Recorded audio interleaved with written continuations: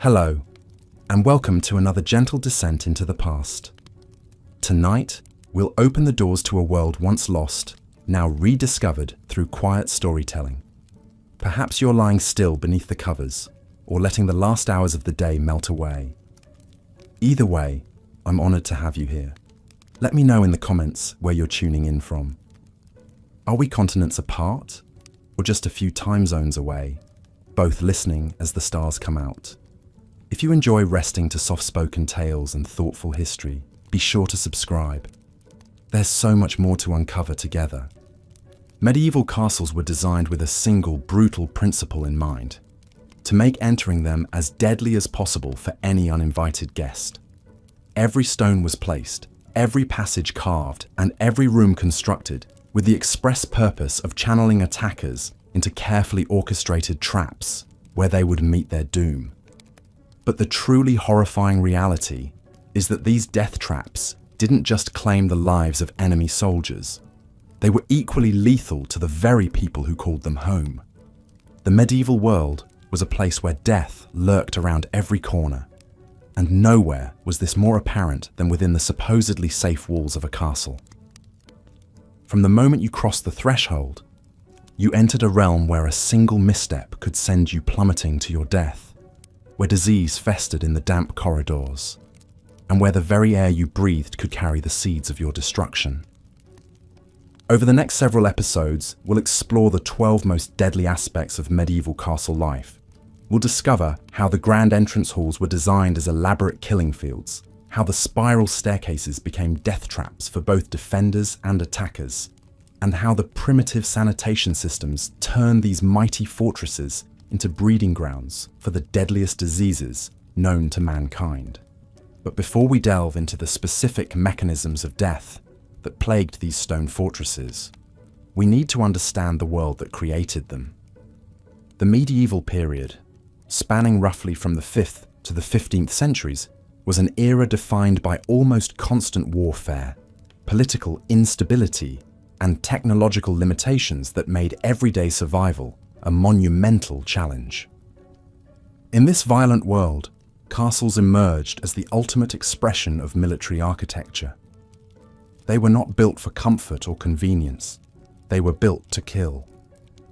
Every architectural feature, from the placement of windows to the width of doorways, was calculated to maximize the defensive advantage while creating as many opportunities as possible to eliminate intruders. The first thing that strikes you about approaching a medieval castle is the deliberate intimidation factor built into its very appearance. These structures were designed to project power and inspire fear even from a distance. The massive walls, often 20 feet thick or more, weren't just defensive barriers. They were psychological weapons designed to demoralize attackers before they even reached the gates. Take Caerphilly Castle in Wales, for example. Built in the 13th century, this fortress covers over 30 acres and is surrounded by an elaborate system of water defences. The castle appears to rise directly from the lake itself, creating an almost supernatural impression of impregnable strength. This visual impact was entirely intentional. Medieval architects understood that the fear generated by their castle's appearance was often their first and most effective line of defense. But the psychological warfare began long before you reached the castle walls. The approach to any well-designed medieval fortress was a carefully choreographed journey through increasingly dangerous terrain. Roads leading to castles were deliberately constructed to force visitors into vulnerable positions, winding through marshes, along narrow causeways, or up steep hillsides where defenders could rain down death from above. The outer defences of a castle were designed as a series of concentric death traps, each more sophisticated than the last. Beyond the main walls lay the outer ward, a deceptively open space that was actually a carefully prepared killing ground. Here, attackers would find themselves trapped between the outer palisade and the main castle walls, exposed to crossfire from multiple directions with no cover and no escape route. Medieval engineers were masters of what we might now call psychological manipulation through architecture. They understood that fear and confusion were their greatest allies in defending a castle.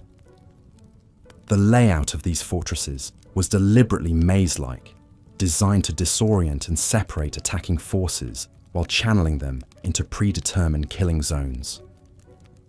Consider the entrance to a typical 13th century castle.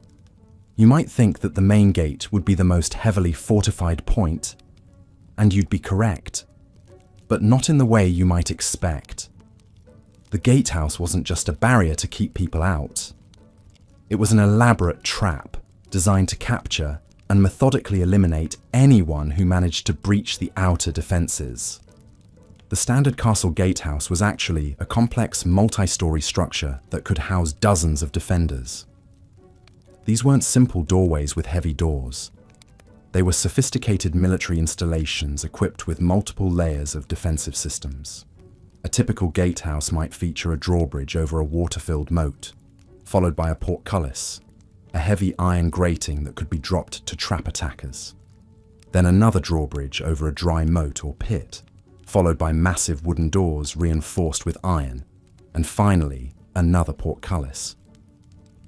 But the real genius of castle defense lay not just in these obvious barriers, but in the killing zones created between them. Imagine you're part of an attacking force that has somehow managed to lower the first drawbridge and raise the first portcullis. You rush forward into what appears to be the entrance passage, only to find yourself trapped in a narrow corridor, with walls rising 30 feet on either side. Above you, defenders peer down through murder holes, openings in the ceiling through which they can drop boiling oil, molten lead, or simply large stones onto your head. The term murder hole isn't some dramatic modern invention. It's actually a translation of the medieval French meurtrière, which literally means place of murder. These openings were strategically positioned throughout castle gatehouses and corridors, creating overlapping fields of fire that made it virtually impossible for attackers to advance without suffering catastrophic casualties. Medieval castle designers had studied the art of killing with the same dedication that modern engineers study aerodynamics or structural integrity. They understood that the key to effective defense wasn't just building thick walls. It was creating situations where attackers would be forced into positions where they could be eliminated systematically and efficiently. The barbican, an outer gatehouse structure that became common in the 13th and 14th centuries, represents perhaps the pinnacle of this philosophy. A barbican was essentially a fortified funnel that forced attackers to approach the main gate along a predetermined path while being subjected to constant fire from multiple directions. The walls of a barbican were built at angles that eliminated any possibility of finding cover, while the narrow passages ensured that attacking forces would be compressed into dense formations that made them perfect targets for medieval artillery. One of the most sophisticated examples of barbican design can be found at Warwick Castle, where the approach to the main gate forces attackers to make a series of turns while being overlooked by no fewer than 6 separate defensive positions. Each turn in the path was designed to present attackers with a new threat while preventing them from seeing what lay ahead. This wasn't just military architecture, it was psychological warfare expressed in stone and mortar. The designers of these fortresses understood that an enemy's imagination could be just as effective a weapon as any sword or crossbow. By creating approaches that were clearly dangerous but whose specific threats remained hidden, they forced attackers to confront not just physical obstacles, but the constant fear of unknown perils waiting around each corner. But perhaps the most insidious aspect of the medieval castle design was how these death traps affected the people who actually lived within the walls. While much attention has been paid to how castles defended against external threats, the daily reality of life inside these fortresses was often just as deadly as any siege. The same architectural features that made castles effective military installations also made them incredibly dangerous places to live. The narrow, winding staircases that confused attackers also made it easy for residents to take fatal falls, especially in the dark corridors lit only by flickering torches. The thick walls that provided protection from enemy artillery also created a damp, poorly ventilated environment that was perfect for the spread of disease. Medieval record-keeping, while not always comprehensive, provides us with glimpses of just how deadly castle life could be for its inhabitants. Chronicles from the 13th and 14th centuries are filled with accounts of nobles and servants who met their deaths through accidents that were directly related to the defensive features of their homes. Take the tragic case of William de Braose, a powerful Norman lord who fell to his death from the walls of his own castle in 1230. According to contemporary accounts, William was inspecting the defences of Bramber Castle in Sussex when he slipped on the narrow wall walk and plummeted 40 feet to the courtyard below. The same battlement that had been designed to provide a secure firing position for archers became a death trap for the castle's own lord. Such accidents were far from rare. The defensive architecture that made castles formidable military installations also created countless opportunities for fatal mishaps. Spiral staircases, designed to favour right-handed defenders fighting their way down, were treacherous for anyone carrying loads or moving quickly in poor light. The narrow arrow loops that provided protected firing positions also created dangerous protrusions that could catch clothing or cause people to lose their balance. Perhaps most deadly of all were the castle's sanitation systems, or rather, the lack thereof. Medieval castles were essentially self-contained cities that might house hundreds or even thousands of people during times of siege. The waste produced by this population had to go somewhere, and the solutions devised by medieval engineers, while ingenious for their time, created perfect conditions for the spread of deadly diseases. The typical castle latrine, known as a garderobe, was built into the thickness of the castle walls and discharged directly into the moat or onto the ground outside the walls. While this system had the advantage of being simple and requiring no maintenance, it also meant that the castle's water supply was constantly being contaminated by human waste. During sieges, when the castle population swelled and water sources became limited, these conditions became breeding grounds for cholera, dysentery, and typhoid fever. The Black Death, which swept through Europe in the 14th century, found perfect conditions for transmission within castle walls. The crowded, poorly ventilated conditions, combined with primitive sanitation and the presence of rats and fleas, meant that once plague entered a castle, it could spread through the entire population within days. Contemporary accounts describe entire castle garrisons being wiped out not by enemy action, but by disease. The Chronicle of Moe Abbey records that in 1349, the great castle of Skipton was left with but 3 men alive, all others having perished of the pestilence. Similar accounts can be found throughout medieval Europe, testament to how the very features that made castles militarily effective also made them perfect environments for epidemic disease. The irony of medieval castle design becomes even more apparent when we consider how these fortresses affected the mental health of their inhabitants. The same isolation that provided security from external threats also created conditions of psychological stress that could be just as deadly as any physical danger. Medieval castles were designed to be self-sufficient during extended sieges, which meant that their inhabitants often lived in virtual isolation for months or even years at a time. The thick walls that kept enemies out also kept residents in, creating an environment that modern psychologists would recognize as profoundly unhealthy. The limited natural light that filtered through the narrow arrow slits, combined with the constant dampness and poor air circulation, created conditions that we now know contribute to depression and other mental health disorders. Medieval chronicles are filled with accounts of castle residents who suffered from what they called melancholia, a condition that often led to suicide or other self-destructive behaviours. The case of Isabella de Fortibus, Countess of Devon and Lady of the Isle of Wight, provides a particularly poignant example of how castle life could affect mental health. After inheriting several castles following her husband's death in 1262, Isabella became increasingly reclusive, rarely leaving her fortress of Carisbrooke Castle. Contemporary accounts describe her as becoming much given to strange fancies and dark moods, and she eventually died alone in her castle in 1293, having lived the last 30 years of her life in virtual isolation. But the psychological toll of castle life wasn't limited to the nobility. Servants, guards, and other castle residents also suffered from the effects of living in what were essentially stone prisons.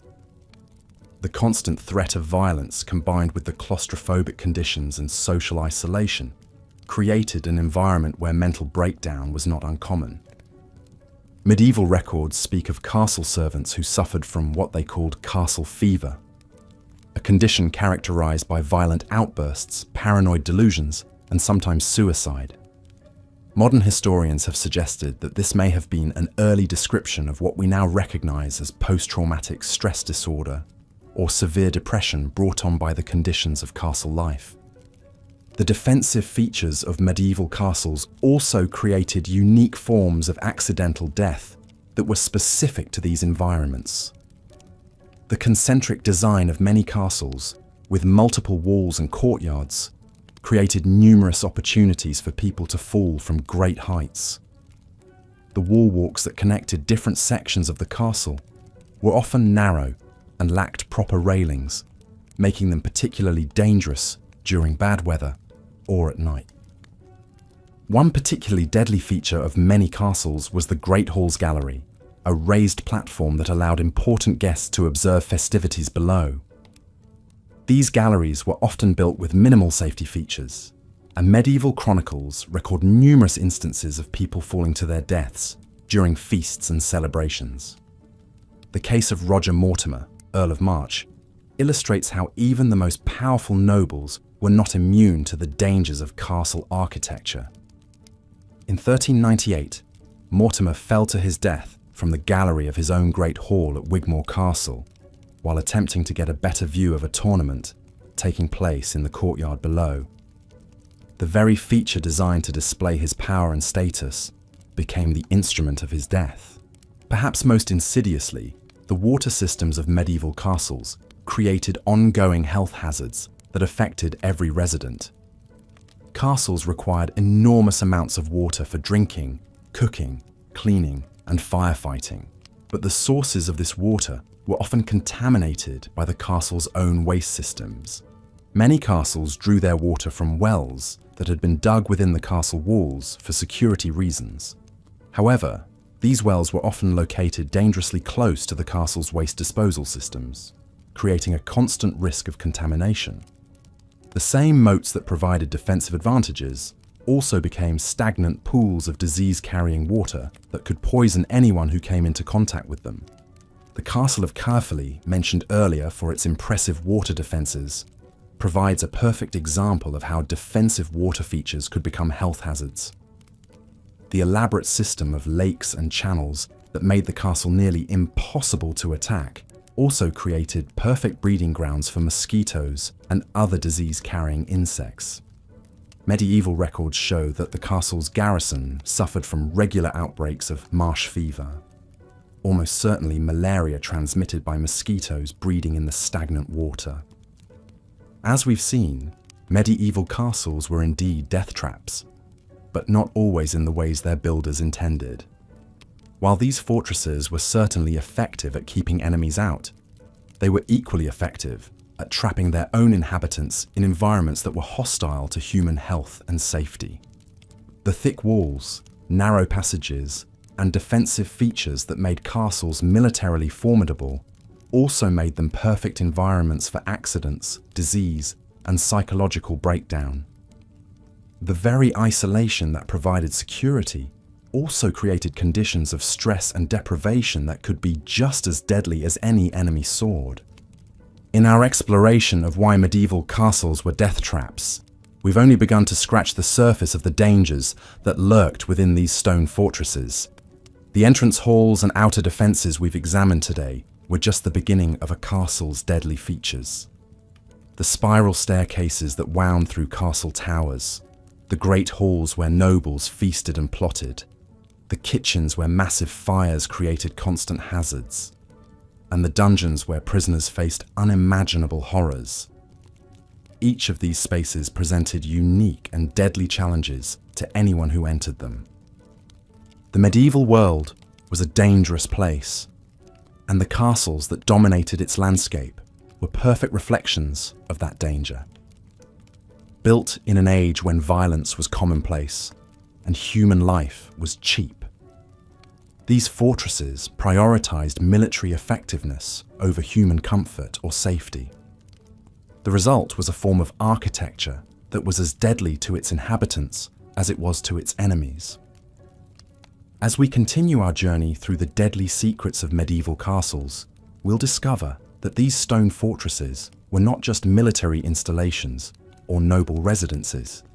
They were complex machines designed to control, intimidate, and when necessary, kill. Every stone was placed with purpose, every passage designed with deadly intent, and every room constructed to serve the brutal realities of medieval warfare. The next time you visit a medieval castle and admire its impressive architecture, remember that you're looking at one of history's most sophisticated instruments of death. Behind every beautiful arch and imposing tower lies a dark history of violence, disease, and accidental death that claimed countless lives over the centuries. These fortresses stood guard over the medieval world. Looking at your script summary and the reference materials, I'll continue part 2 of Why Medieval Castles Were Death Traps with the engaging narrative style established in your work. Here's the continuation. But the architectural nightmares of medieval castles extended far beyond their defensive features. The very materials used in their construction harbored their own deadly secrets. The mortar binding those massive stone blocks together was often mixed with whatever materials were readily available. Lime, sand, and water formed the basic recipe, but desperate builders frequently added organic matter like animal hair, blood, or even human waste to strengthen the mixture. Over time, this organic material would decay, creating pockets of weakness that could cause entire sections of wall to crumble without warning. The stones themselves told their own grim tale. Quarried from local sources, they were often of inconsistent quality. Some were porous and absorbed moisture like sponges, expanding and contracting with the seasons until they cracked and split. Others contained iron deposits that would rust over time, staining the walls with streaks of red that looked disturbingly like dried blood. When these iron-rich stones finally gave way, they could send cascades of razor-sharp fragments raining down on anyone unlucky enough to be below. The wooden elements within castle walls presented their own catalogue of horrors. Massive oak beams, some weighing several tons, were held in place by primitive joinery techniques and iron fittings that corroded over time. When these supports failed, they didn't fail quietly. They came crashing down with bone-crushing force, often triggered by nothing more than a strong wind or the vibrations from heavy footsteps above. The Great Hall of Kenilworth Castle still bears scars from one such collapse in the 14th century, when a supporting beam gave way during a feast, killing 12 guests instantly. But perhaps nowhere were the structural dangers more concentrated than in the castle's towers. These soaring monuments to medieval ambition were essentially vertical death traps, their spiral staircases winding upward in an endless helical nightmare. The steps themselves were carved from stone, but decades of foot traffic had worn them smooth and treacherous. In wet weather, they became as slippery as ice. The medieval chronicler Matthew Paris recorded one particularly gruesome incident at the Tower of London, where a guard carrying a torch slipped on the rain-slicked steps and tumbled down 3 full flights, his burning torch setting fire to the rushes scattered on the landing below. The narrow windows that punctuated these towers, designed to admit just enough light to see by while remaining defensible, created their own hazards. Children and small adults could easily slip through the wider arrow slits, plummeting to their deaths on the rocks below. The window seats, carved from the same stone as the walls, were positioned at exactly the wrong height to provide safety. Too low to serve as proper barriers, too high to step over easily, they became stumbling blocks that sent countless castle residents tumbling backward into empty air. Even the castle's water systems, essential for survival during sieges, harboured deadly secrets. Wells were often dug so deep that their sides became unstable, collapsing without warning and entombing anyone unlucky enough to be drawing water at the time. The elaborate cisterns that collected rainwater from the castle's roofs became breeding grounds for mosquitoes and other disease-carrying insects. Worse still, these standing pools of water often became contaminated with the decaying corpses of birds, rats, and occasionally human remains that had fallen from the battlements above. The castle's kitchens, located in separate buildings to reduce fire risk, presented their own unique dangers. The massive fireplaces required to feed hundreds of people generated such intense heat that the stone walls around them would crack and crumble. Kitchen workers regularly suffered severe burns from exploding pottery and scalding liquids. The smoke from these fires, with nowhere to go but up through primitive chimneys, would often back up and fill the kitchen with choking fumes. More than one cook met their end by collapsing unconscious into their own cooking fires.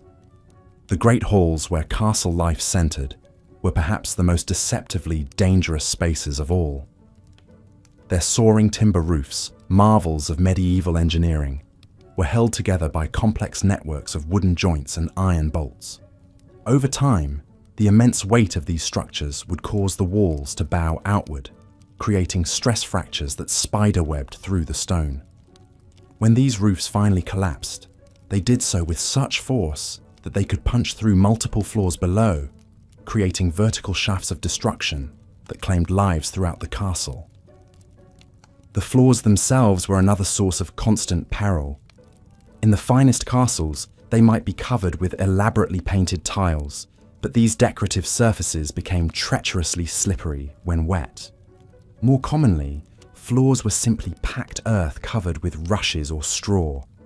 This organic matter, mixed with spilled food, human waste, and the blood from countless small injuries, created a festering carpet that harboured disease and concealed dangerous obstacles. Chroniclers tell of nobles breaking their necks after tripping over refuse hidden beneath the floor coverings. The very furniture within these castles was designed more for display than safety. Massive wooden tables, benches, and chairs were built to last centuries, but their sheer weight made them capable of crushing anyone unfortunate enough to be caught beneath them when they toppled. The great chair in the hall at Warwick Castle, carved from a single piece of oak and weighing nearly half a ton, was said to have killed 3 earls over the course of 2 centuries, each crushed when the ancient wood finally gave way beneath them. Perhaps most insidiously dangerous were the castle's decorative elements. Tapestries hanging on stone walls might seem harmless, but they were death traps waiting to happen. Woven from wool and treated with various chemicals to preserve their colours, they were essentially enormous candles waiting for a spark. When they caught fire, they burned with terrifying speed, filling rooms with toxic smoke and creating walls of flame that blocked escape routes. The heavy metal rings and rods used to hang these tapestries frequently pulled free from crumbling mortar, sending yards of burning fabric cascading down onto anyone below. The iron braziers used to heat these vast spaces were equally treacherous. Filled with glowing charcoal or burning wood, they gave off deadly carbon monoxide in poorly ventilated rooms. Castle dwellers would simply fall asleep and never wake up, victims of an invisible killer that left no trace. The braziers themselves, standing on 3 or 4 legs, were notoriously unstable. A careless bump or a warped leg could send burning coals scattering across wooden floors or into piles of straw bedding. Even the most basic activities of daily life were fraught with danger in these stone fortresses. Climbing stairs in the dark was a nightly gamble with death, as the uneven steps and low ceilings created a perfect storm of hazards. The narrow corridors that connected different parts of the castle were often pitch black, forcing residents to navigate by feel along walls that might conceal sharp projections, loose stones, or sudden openings that led to fatal drops. The seasonal changes that brought relief to those living in the countryside only intensified the dangers within castle walls. Winter ice made every surface treacherous, while spring thaws could cause catastrophic structural failures as frozen mortar expanded and contracted.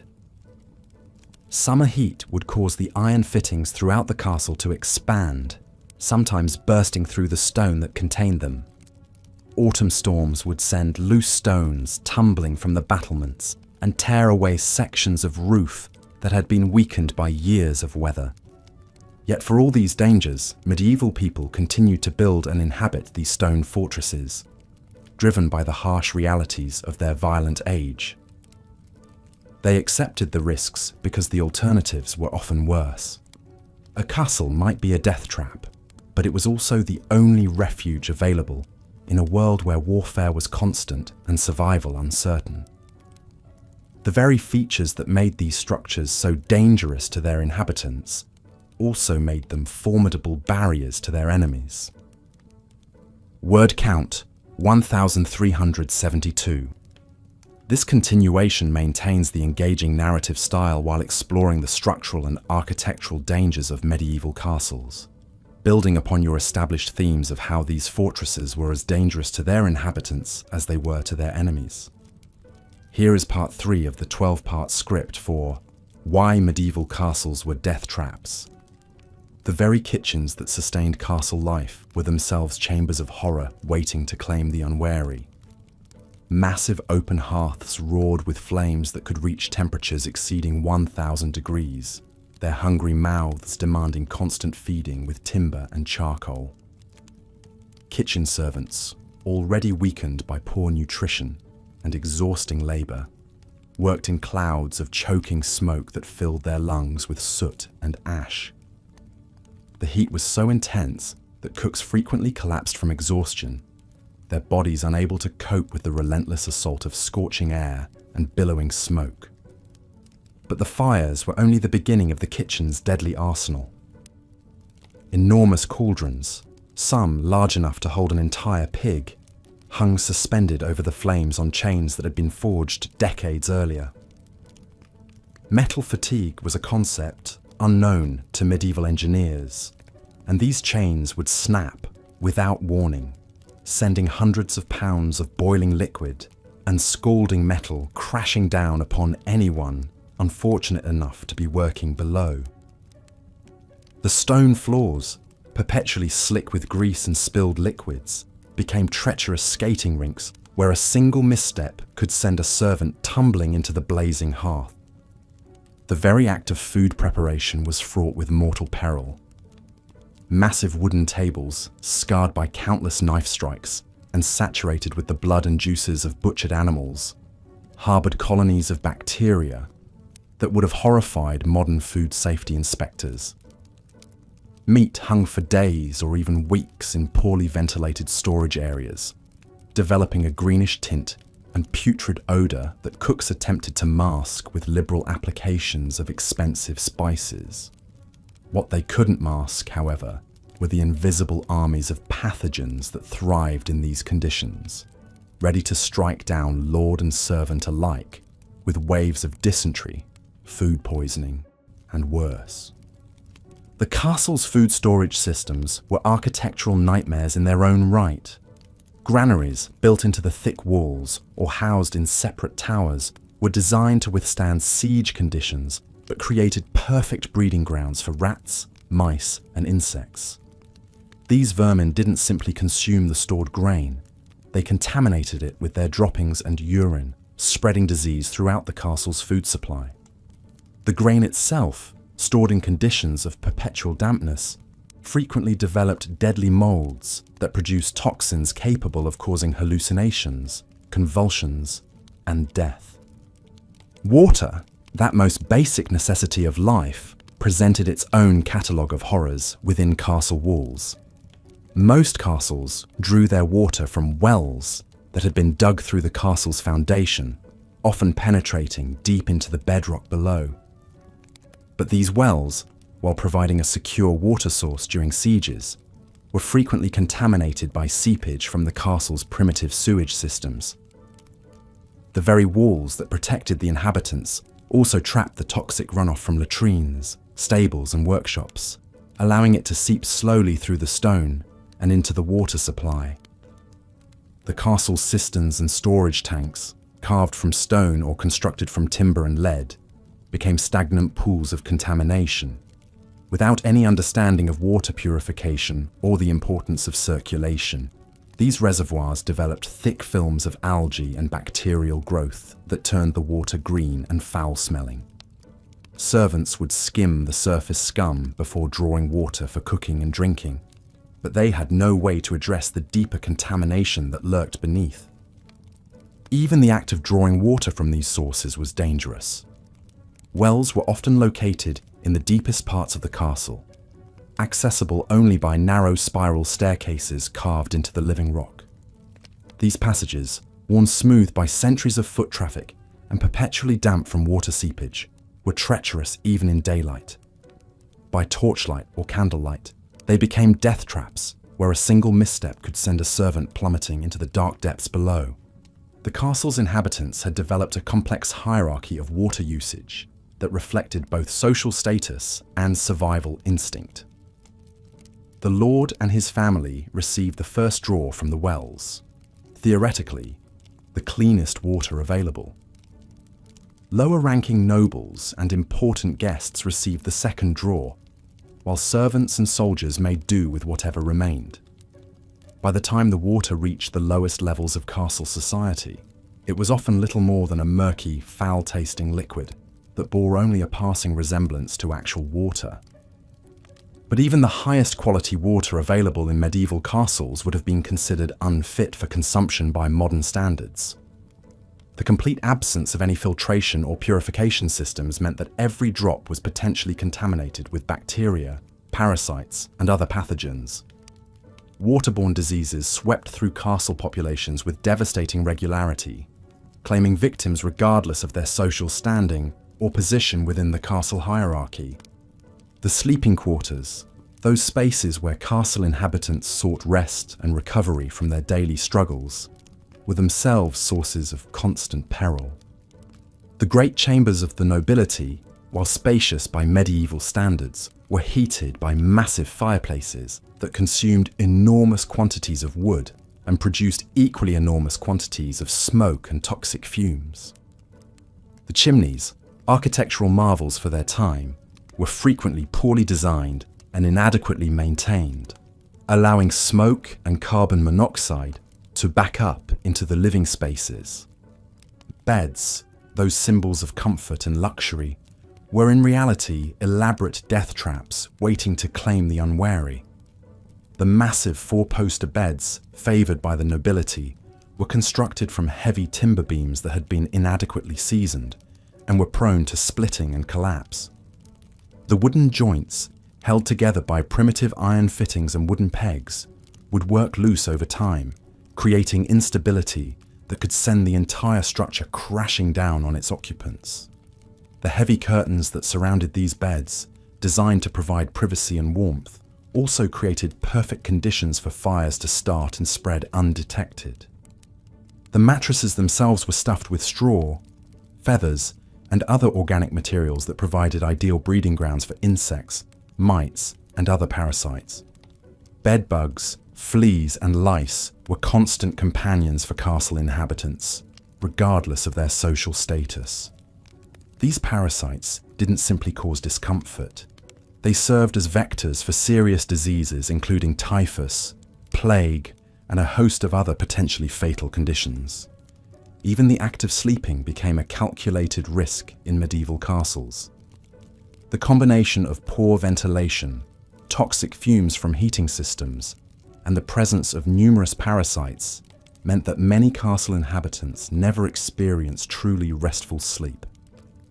Chronic sleep deprivation weakened immune systems and made individuals more susceptible to the various diseases and ailments that plagued castle life. The castle's workshops and craft areas, essential for maintaining the complex infrastructure of medieval fortress life, were perhaps the most dangerous spaces of all. Blacksmith shops, located within the castle walls for security reasons, filled entire sections of the structure with choking smoke, toxic fumes, and the constant risk of fire. The forges, burning at temperatures that could melt iron, created heat so intense that it could ignite wooden beams and thatch roofing from several feet away. Metalworking produced clouds of toxic vapors that contained lead, mercury, and other heavy metals that slowly poisoned anyone who breathed them regularly. Blacksmiths and their apprentices frequently suffered from what we now recognize as heavy metal poisoning, developing tremors, mental confusion, and eventually death from the cumulative effects of their toxic work environment. The constant hammering and metalworking created noise levels that would have exceeded modern workplace safety standards by enormous margins. This perpetual cacophony didn't simply cause hearing loss, it created stress and anxiety that weakened the immune systems of everyone within the castle walls. The combination of toxic fumes, extreme heat, deafening noise, and dangerous equipment made the workshops some of the most hazardous environments in an already perilous world. Carpentry shops, essential for maintaining the wooden infrastructure of castle life, presented their own catalogue of dangers. The tools available to medieval craftsmen were crude by modern standards, lacking the safety features and precision engineering that we take for granted today. Handsaws with irregular teeth, axes with loose heads, and chisels with damaged handles were common tools that frequently caused serious injuries or death. The wood itself was often green or poorly seasoned, making it unpredictable to work with and prone to splitting or splintering without warning. Sawdust and wood shavings created fire hazards throughout the workshop areas, and the primitive ventilation systems did little to remove these combustible materials from the air. A single spark from a torch or candle could ignite an entire workshop, and the resulting fire could easily spread throughout the wooden portions of the castle structure. Storage areas within castles were architectural minefields that claimed victims on a regular basis. Armories, packed with weapons and armor, were poorly organized and inadequately secured. Heavy weapons would shift and fall without warning, crushing anyone unfortunate enough to be beneath them. Swords and other bladed weapons were often stored in unstable racks that could collapse, sending sharp metal flying in all directions. The armor storage areas were particularly treacherous, filled with suits of mail and plate that weighed hundreds of pounds each. These massive pieces of equipment were hung on wooden pegs and iron hooks that were frequently inadequate for the weight they were expected to support. When these storage systems failed, they created avalanches of metal that could kill or seriously injure anyone in their path. Food storage areas, as we've already discussed, were breeding grounds for vermin and disease, but they also presented physical dangers that were equally severe. Enormous barrels of wine, ale, and other liquids were stacked in precarious towers that could topple without warning. Grain sacks, some weighing several hundred pounds each, were piled to dangerous heights in storage chambers with inadequate structural support. The very architecture of these storage areas worked against the safety of those who used them. Narrow doorways and low ceilings made it difficult to maneuver large items safely, while poor lighting created conditions where accidents were almost inevitable. The stone floors, perpetually damp and often covered with spilled liquids and organic debris, provided treacherous footing for anyone attempting to navigate these dangerous spaces. As we delve deeper into the deadly reality of medieval castle life, it becomes increasingly clear that these structures were not the romantic havens of chivalry and nobility that popular imagination has created.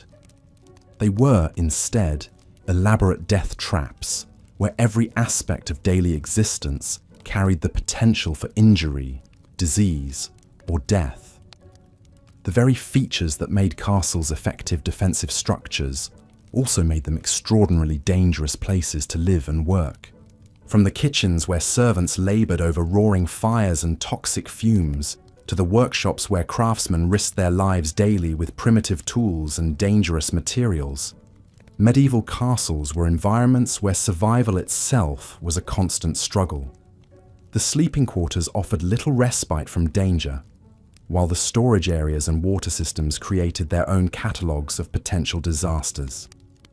Yet perhaps most remarkably, people continued to live in these structures, driven by the harsh realities of medieval life, where the protection offered by castle walls, however dangerous, was preferable to the alternatives that existed beyond them. The story of medieval castles is ultimately a story of human resilience in the face of extraordinary adversity, where men and women accepted tremendous risks as the price of survival in an unforgiving world. Looking at your script summary and the reference materials, I'll continue part 4 of Why Medieval Castles Were Death Traps, focusing on the deadly daily life within castle walls. Here's the script. The daily routine of castle life was itself a gauntlet of potential death. Every morning, inhabitants would wake to rooms thick with smoke from poorly ventilated fireplaces, their lungs slowly filling with toxic fumes that would, over years, lead to chronic respiratory ailments. The very act of getting dressed could prove fatal, as clothing was rarely washed and harboured disease-carrying parasites that spread typhus and other deadly infections. Breakfast, if you could call it that, consisted of stale bread that might contain ergot, a fungus that caused hallucinations, convulsions, and death. The ale served alongside it was often contaminated with bacteria that caused dysentery, while the water drawn from castle wells was frequently polluted by seepage from nearby latrines. In winter, when wells froze, inhabitants would melt snow that had been contaminated by animal waste and rotting organic matter. The very architecture that made castles formidable also made them death traps for their residents.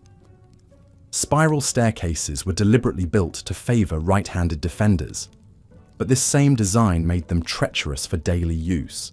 The narrow, uneven steps, worn smooth by countless feet, became slippery death slides when wet. Many castle dwellers met their end tumbling down these stone spirals, their bodies broken on the unforgiving steps below. Consider the fate of Lady Eleanor de Montfort, who in 1284 was found dead at the bottom of the main staircase in Kenilworth Castle, her neck snapped from the fall. Or the young page, William of Ashby, who slipped on the rain-soaked steps of Warwick Castle in 1312, his skull crushed against the stone walls. These weren't isolated incidents, but common occurrences that claimed lives with brutal regularity. The great halls, those grand symbols of medieval power, were particularly hazardous environments. Massive wooden beams, weakened by age, and the constant expansion and contraction caused by temperature changes, would occasionally crash down without warning. In 1301, a feast at Carefully Castle was interrupted when a supporting beam collapsed, crushing 3 guests instantly and maiming several others. The incident was hushed up, but records show that structural failures claimed lives in castles across Europe with alarming frequency. Fire was perhaps the greatest threat to castle inhabitants. Despite being built of stone, medieval castles were filled with flammable materials, wooden furniture, tapestries, rushes on floors, and thatched roofs on interior buildings. Once a fire started, it spread with terrifying speed through the confined spaces. The thick stone walls that protected against armies became ovens that trapped inhabitants in infernos they couldn't escape. The Great Fire at Windsor Castle in 1296 offers a harrowing example. It began in the kitchen when fat from roasting meat ignited and spread to wooden shelving. Within minutes, the entire kitchen was ablaze. The fire raced through connecting passages, fed by drafts that turned the castle's defensive ventilation system into a network of flues. 17 people died that night, including the head cook, who was trapped when burning timbers blocked his escape route. Their charred remains were found days later, huddled in corners where they had sought refuge from the flames. Even more insidious were the slow, invisible killers that lurked within castle walls. Lead poisoning was rampant among the upper classes, who drank wine from lead-glazed pottery and ate food prepared in lead-lined vessels. The symptoms, abdominal pain, confusion, and gradual mental deterioration, were often mistaken for other ailments. Many noble families suffered from what they called the wasting sickness, never realizing they were slowly poisoning themselves with their own tableware. The castle's defensive features created additional hazards for residents. Murder holes, designed to rain death upon attackers, were just as dangerous to those above them. Castle records from Conwy show that in 1295, a guard named Thomas the Fletcher fell through a murder hole while on duty, plummeting 30 feet to his death on the stone floor below. The iron grating that should have prevented such accidents had rusted through, but no one had noticed until it was too late. Battlements and wall walks, essential for defense, claimed numerous lives through falls. Guards walking their posts in darkness, rain, or snow would slip on wet stone or lose their footing on crumbling masonry. At Caernarvon Castle, a section of the wall walk collapsed in 1294, sending 2 sentries plummeting to their deaths. The castle's constable noted in his records that the stones did give way beneath their feet, and they were dashed upon the rocks below like broken dolls. The castle's water supply, drawn from deep wells or cisterns, was a constant source of disease and death. These water sources were often contaminated by runoff from the castle's many inhabitants, both human and animal. Typhoid, cholera, and dysentery spread rapidly through castle populations drinking from these polluted sources. At Harlech Castle, an outbreak of dysentery in 1295 killed nearly half the garrison, their bodies piling up faster than they could be buried. Even the castle's food storage areas were death traps. Granaries and storerooms, typically located in the lower levels of towers, were breeding grounds for rats and other vermin that carried plague and other diseases. The stored grain itself often became mouldy, producing toxins that caused severe illness or death. In 1289, an entire family at Beaumaris Castle died after eating bread made from contaminated flour, their bodies racked with convulsions before they finally succumbed. The castle's chapel, meant to provide spiritual solace, could become a tomb. These sacred spaces were often poorly ventilated, and during religious services, the combination of incense, candle smoke, and the breath of many worshippers created a toxic atmosphere. At Pembroke Castle, morning mass in 1302 was interrupted when several congregants collapsed from smoke inhalation. 3 elderly residents died before they could be carried to fresh air. Personal hygiene in castles was virtually non-existent, creating perfect conditions for disease transmission. Bathing was rare and considered unhealthy by many medieval physicians. When people did bathe, they often shared the same water, creating a soup of bacteria and parasites.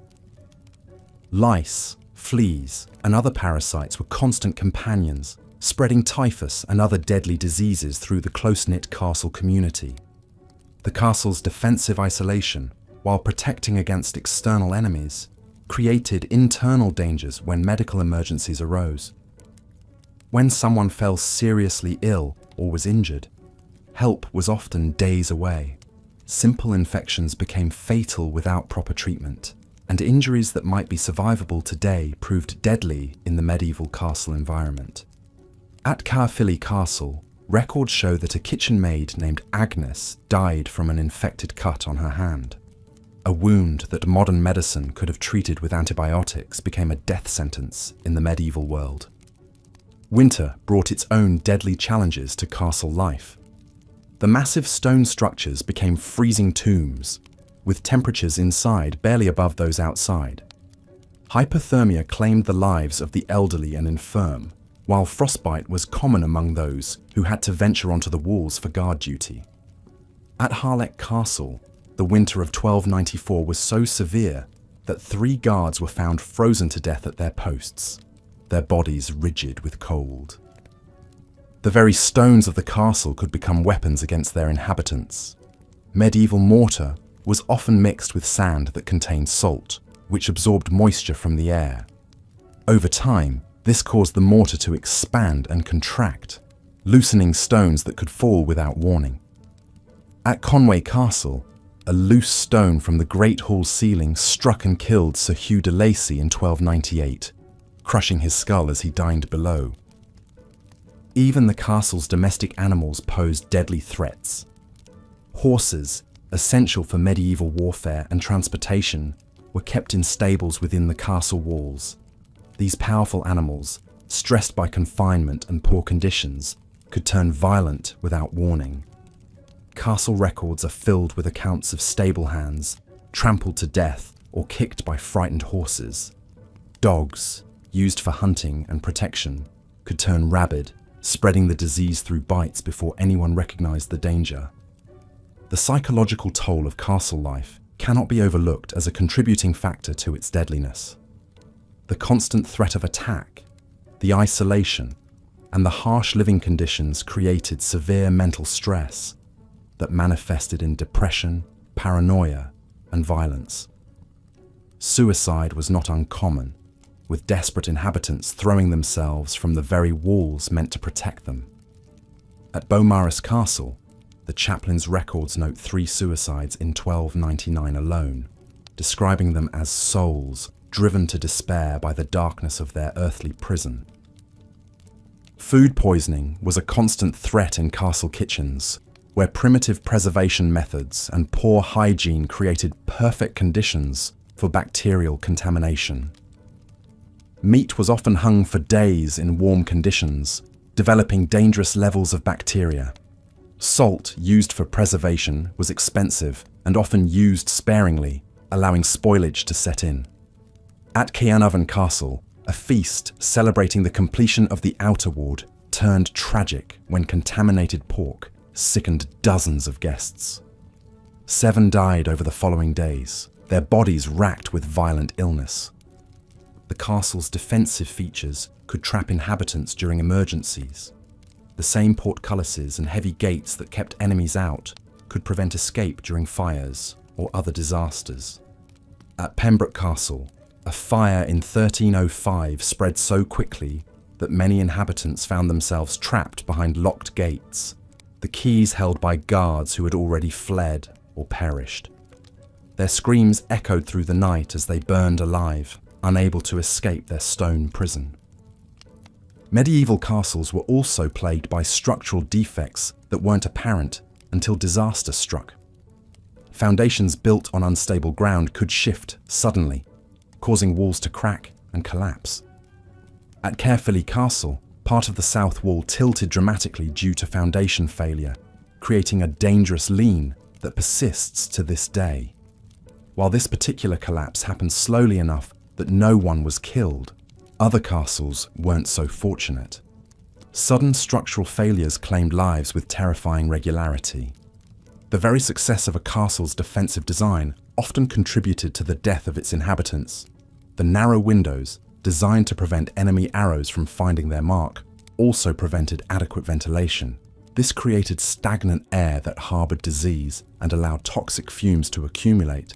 Carbon monoxide poisoning from poorly ventilated fires claimed many lives, with victims simply going to sleep and never waking up. As we've seen, medieval castles were as dangerous to their inhabitants as they were to their enemies. Every aspect of daily life, from the food they ate to the air they breathed, posed deadly threats.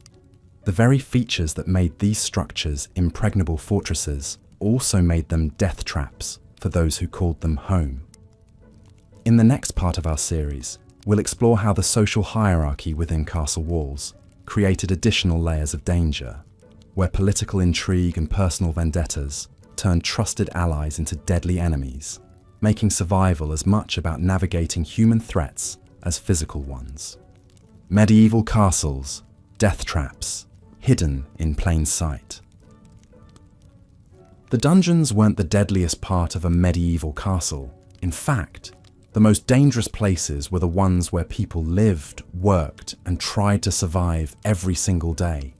These towering symbols of power and protection were architectural nightmares waiting to claim their next victim. And the threats came from places you'd never expect. Consider the fate of Geoffrey de Montfort, a respected knight who met his end not in glorious battle, but tumbling down a castle's treacherous spiral staircase in the dead of night. His story wasn't unique. Castle records from across Europe tell of countless souls who perished within walls meant to protect them, victims of the very structures they called home. The medieval castle's design philosophy was brutally simple: keep enemies out at any cost. But this single-minded focus on defense created a web of internal hazards that made daily life a constant gamble with death. From the moment you stepped through the gatehouse to the highest tower chamber, every element of castle architecture harbored potential doom. Take the spiral staircases that connected the various levels. These weren't just difficult to navigate in heavy armor or flowing robes. They were death traps waiting to spring.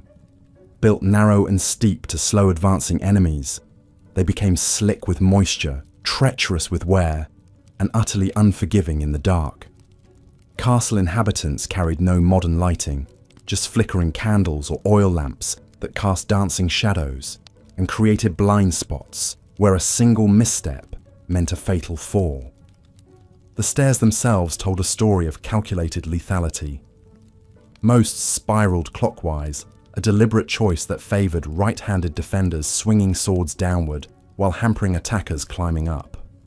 But this same design made them awkward for daily use.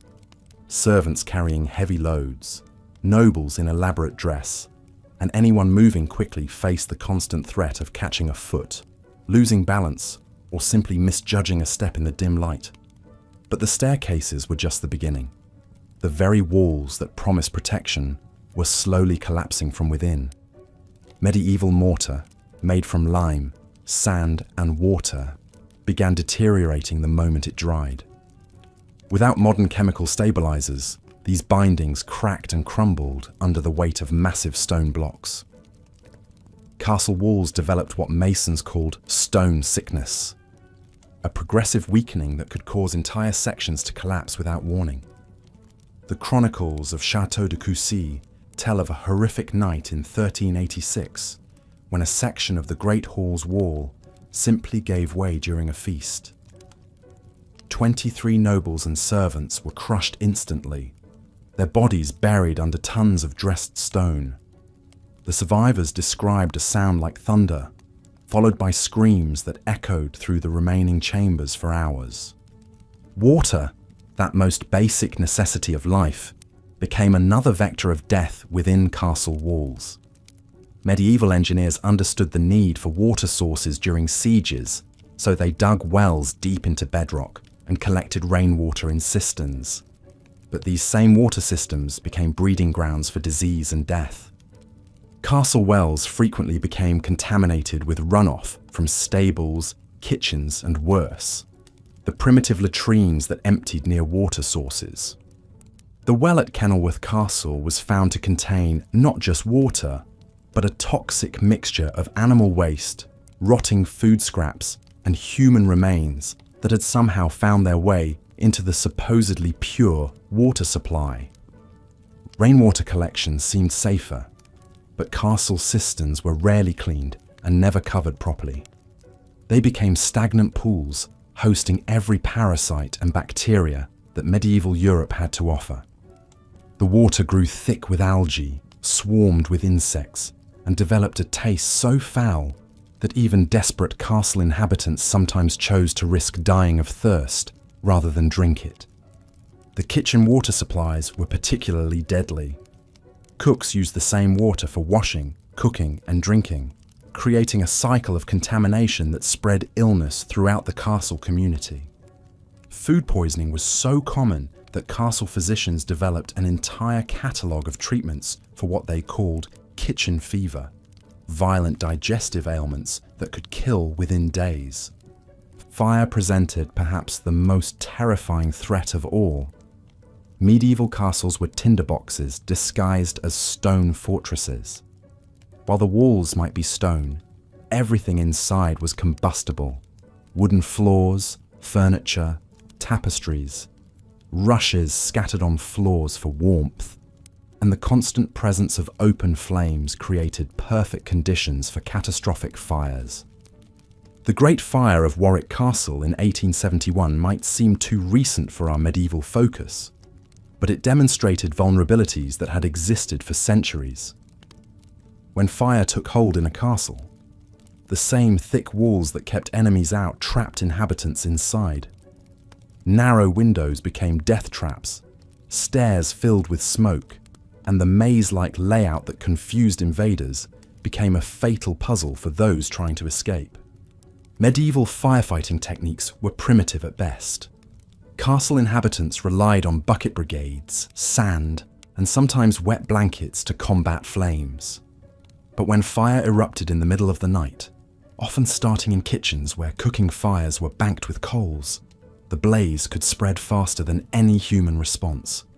The Tower of London's chronicles describe a fire in 1512 that began in the royal kitchens and spread through the timber galleries connecting various buildings. The thick stone walls that should have contained the fire instead created a chimney effect, drawing flames upward and outward until entire sections of the castle were consumed. 7 people died, not from burns, but from smoke inhalation as they became lost in corridors they'd walked hundreds of times before.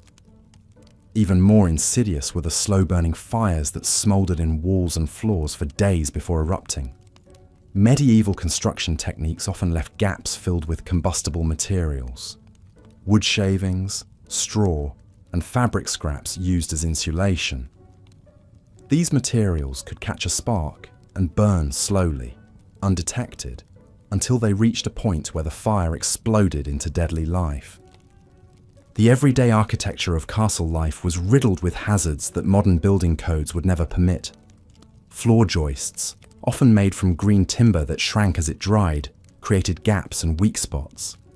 Stone floors, constantly damp from poor drainage, became slippery and treacherous. Ceiling beams, massive as they were, could fail without warning as the wood aged and the metal brackets that held them corroded. Castle chambers were death traps in their own right. The great halls, designed to impress and intimidate, featured soaring ceilings supported by complex networks of beams and arches. When these supports failed, they didn't fail quietly. The collapse of Westminster Hall's roof in 1291 killed 12 people and injured dozens more. Their bodies crushed under timber beams that had seemed solid just moments before. Private chambers presented different but equally deadly hazards. Fireplaces, essential for heat and light, were poorly ventilated and often leaked deadly carbon monoxide into living spaces. The rich tapestries that decorated walls trapped smoke and toxic fumes, creating pockets of poisoned air that could kill sleeping occupants. Window openings, designed narrow to prevent enemy arrows, created their own dangers. People leaning out to empty chamber pots, observe courtyard activities, or simply get fresh air regularly fell to their deaths. The chronicles of Edinburgh Castle record at least 15 deaths from window falls between 1400 and 1450, including 2 children who were playing near unguarded openings. The most tragic aspect of castle deaths was how preventable many of them were. But medieval priorities didn't include safety regulations, building inspections, or maintenance standards. Castles were built to serve military functions, and human comfort, much less human safety, was a secondary consideration at best. workers tasked with castle maintenance faced their own deadly challenges. Stonemasons working on repairs often laboured without safety equipment on walls hundreds of feet above the ground. Carpenters replacing rotted beams worked in cramped spaces with heavy timbers and primitive tools. Kitchen staff dealt with massive cooking fires, boiling oil for defence, and primitive equipment that regularly caused severe burns and injuries. The irony wasn't lost on medieval chroniclers, who noted that more castle inhabitants died from the castle itself than from enemy action. These fortresses, built at enormous cost in money and human life, were more dangerous to their residents than the wars they were designed to survive. Some castles developed reputations as particularly deadly. Château Gaillard, Richard the Lionheart's supposedly impregnable fortress, was known among soldiers as the Widowmaker, not for its military effectiveness, but for the number of inhabitants who died from structural failures, fires, and accidents. Even before enemy siege engines could batter its walls, Château Gaillard was claiming lives through the everyday hazards of medieval castle life. The psychological toll of living under constant threat of architectural death cannot be understated. Castle inhabitants developed elaborate superstitions and rituals designed to ward off structural disasters. They blessed doorways, avoided certain staircases during storms, and carried charms meant to protect against falling stones. These weren't just medieval quirks. They were rational responses to genuine daily threats. As we've seen, medieval castles were masterpieces of defensive architecture, but they were also death traps that claimed countless lives through structural failures, environmental hazards, and the inevitable consequences of prioritizing military function over human safety. These magnificent fortresses, symbols of power and protection, were ultimately as dangerous to those who lived within their walls as they were to the enemies who dared assault them from without. The medieval castle stands as a monument to human ambition and ingenuity, but also as a stark reminder that even our greatest architectural achievements can become our most deadly environments when safety takes a back seat to other priorities. Looking at your previous script content and the reference materials, here's part 6 of your 12-part script about why medieval castles were death traps. The dangers lurking within medieval castle walls extended far beyond the obvious architectural hazards we've already explored. Hidden within the very stones and mortar of these fortifications were threats that claimed lives, through means their builders never intended or anticipated. The elaborate defensive systems designed to keep enemies out often became elaborate traps for those living within. Consider the ingenious but deadly mechanism of the portcullis. This massive iron grating, suspended by chains and counterweights above the main gateway, served as the castle's primary barrier against invasion. When functioning properly, it could be lowered swiftly to seal off attackers. But these mechanisms were prone to catastrophic failure. The heavy iron gates weighed several tons, and the primitive rope and chain systems supporting them were under constant strain from weather, rust, and the simple passage of time. Historical records from Warwick Castle tell of a horrific incident in 1312 when the portcullis mechanism failed during a routine inspection. The massive gate plummeted without warning, crushing 2 guards who were examining the gateway below. The impact was so severe that their bodies were completely flattened, a grisly reminder that the castle's own defences could turn deadly in an instant. Similar accidents occurred with alarming frequency across medieval Europe, as castle inhabitants learned too late that their protective barriers were double-edged swords. The murder holes built into castle gatehouses presented another insidious threat to daily life. These openings in the ceiling, designed to allow defenders to rain down arrows, boiling oil, or stones upon attackers, created permanent weak points in the castle's structure. Over time, the constant moisture from rain and the corrosive effects of the substances poured through them weakened the surrounding stonework. Chunks of masonry would break away without warning, plummeting onto anyone unfortunate enough to be passing below. At Carefully Castle in Wales, a section of murder-hole stonework collapsed in 1389, killing a merchant who was simply delivering goods to the kitchens. The man had made this same journey dozens of times before, never suspecting that the innocent-looking ceiling above concealed a death trap years in the making. His death sparked panic among the castle's inhabitants, who suddenly realized that any corridor, any doorway, any seemingly safe passage could harbor similar threats. The very design philosophy behind medieval castles created an environment where accidents were not just possible, but inevitable. Every feature served a military purpose first, with human safety as a distant secondary concern. The narrow spiral staircases that wound through castle towers were deliberately built to favor right-handed defenders, swinging swords downward at ascending attackers. But this same design made them treacherous for everyday use, especially in the dim light of torches and oil lamps. These staircases claimed victims regularly. The steps were often uneven, worn smooth by countless feet, and slippery from moisture that seeped through the stone walls. Servants carrying heavy loads, children at play, and elderly residents all fell prey to these deadly spirals. At Conwy Castle, records show that no fewer than 7 people died in stairway accidents during a single harsh winter in 1294, their bodies discovered only when the spring thaw allowed proper searches of the castle's remote corners. The windows of medieval castles, while providing necessary light and ventilation, were designed primarily as defensive positions for archers. They were narrow on the outside to prevent enemy arrows from finding their mark, but opened wide on the interior to give defenders room to maneuver their weapons. This created deep, funnel-shaped openings that were essentially unguarded precipices within the castle walls. Children were particularly vulnerable to these window traps. The wide interior sills seemed like perfect places to sit and play, offering respite from the cramped living quarters. But one moment of carelessness, one slip or stumble, could send a child plummeting through the narrow opening to the ground far below. The pipe rolls of Henry II, record payments for the burial of 3 children at Corfe Castle, who died in such accidents during the winter of 1176. Even adults were not immune to the deadly allure of these windows.